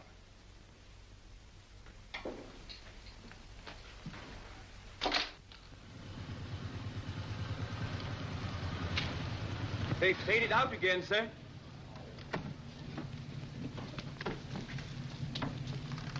I don't understand, Lestrade. It stopped, and then it started, and now it stopped again. Maybe the apparatus broke down. Oh, a suggestion, gentlemen. At a crossroad back there, a car might have gone over the spots of paint, picked some up on the tires, and left this false trail. That's just what I was about to suggest myself. Very well, we'll try it.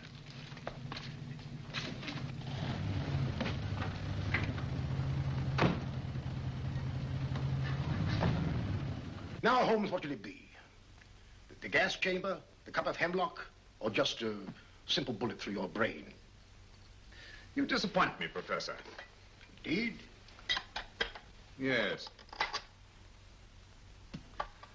Somehow I always thought that in the end, you'd prove to be just an ordinary cutthroat. You know me better, Holmes. Gas, poison, bullets. I assure you, Professor, were our positions reversed, I should have something more colorful, more imaginative to offer. I'm satisfied to be the winner. I shall be alive. Alive, yes. The winner, no. For in the last analysis, I shall have proved the more resourceful man. You didn't trap me here. I came here because I wanted to prevent your getting Hoffner. And all you can do in return is to commit ordinary murder, to relieve your sense of frustration. And what, my good Mr. Holmes, could you have conceived that would have been so much more colorful? Well, even offhand. I can improve upon your suggestions considerably, but that's only natural, of course. And what is this brilliant idea of yours? You know that a man dies if he loses 5 pints of blood? As of course you do. I should have you placed on an operating table. Inject a needle into your veins and slowly draw off your life's blood. The needle to the last. Eh, Holmes? Slowly, drop by drop, the blood would be drawn from your body. You would be aware of every exquisite second to the very end. You would be watching yourself die scientifically, noting every reaction, and in full possession of your faculties. Interesting. Yes, isn't it? I humbly submit, Professor, that to the very end, I've been more resourceful than yourself. You've played into my hands, Mr. Sherlock Holmes. Time and again I've used this place as a haven for friends of mine, injured in altercations with Scotland Yard. I have a fully equipped hospital here.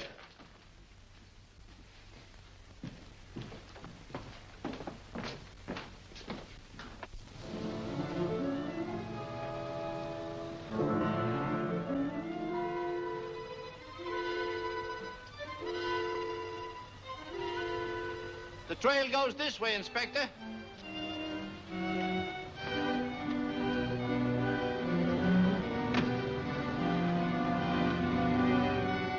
Drop by drop, Holmes. Drop by drop. In a way, I'm almost sorry. You were a stimulating influence to me. But it was obvious that I should win in the end. Only a matter of moments now. Take Tobel down to the boat. Start the engine.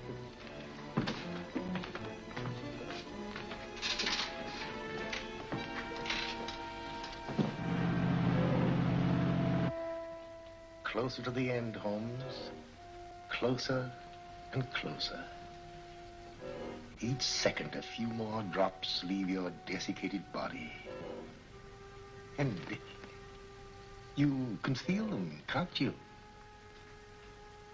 You're perfectly conscious, aren't you, Holmes? I shall be conscious long after you're dead, Moriarty. Ha! Still the same old swaggering, conceited Sherlock Holmes.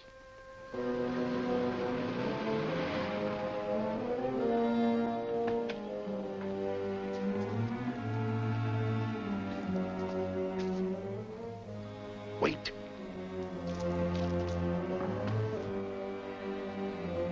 If Moriarty hears a shot, he'll kill Holmes. You keep an eye on the boat. Don't make a move till Dr. Watson and I get inside. Understand? You wait here, Professor Hoffner.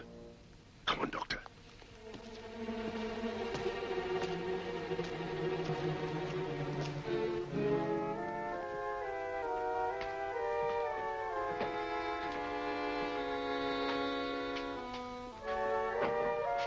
The water's this way. Moriarty's rooms must be out here.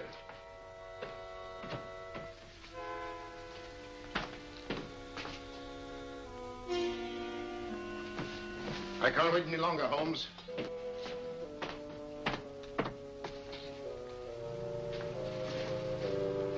You'll have to forgive the crudity, my friend. This is only the coup de grace. And still, Moriarty, you're done for. Holmes! On the contrary, Inspector, my men are outside. It's you who are done for. Really? Just take a look out the window and see for yourself.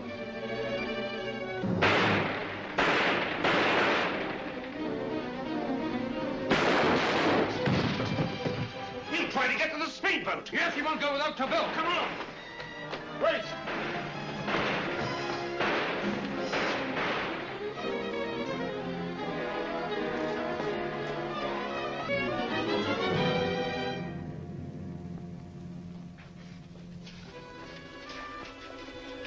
Here's Dr. Tobel, Inspector. He ain't too badly hurt. Thank heavens for that. Look after him, will you, Hoffner? I'll take him to the car.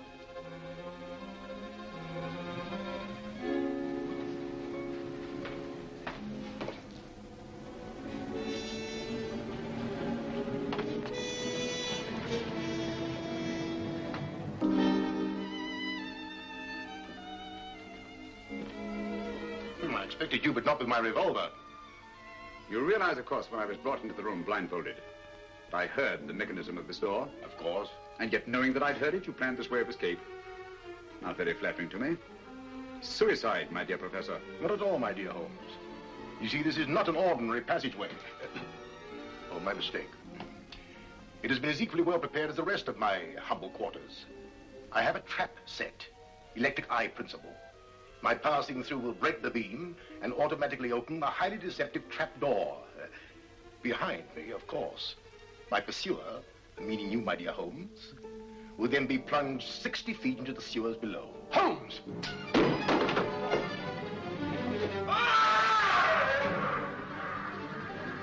Holmes!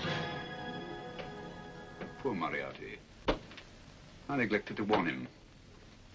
It seems some careless person came across his trap door and left it open. Come along, Watson.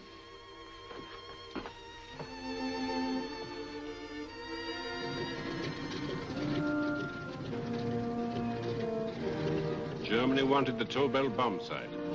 We'll send her thousands of them in RAF planes. Yes.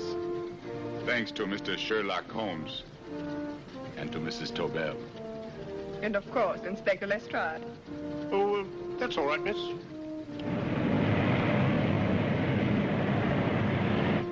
Things are looking up, Holmes. This little island's still on the map. Yes. This fortress, built by nature for herself. This blessed plot. This earth, this realm. This England.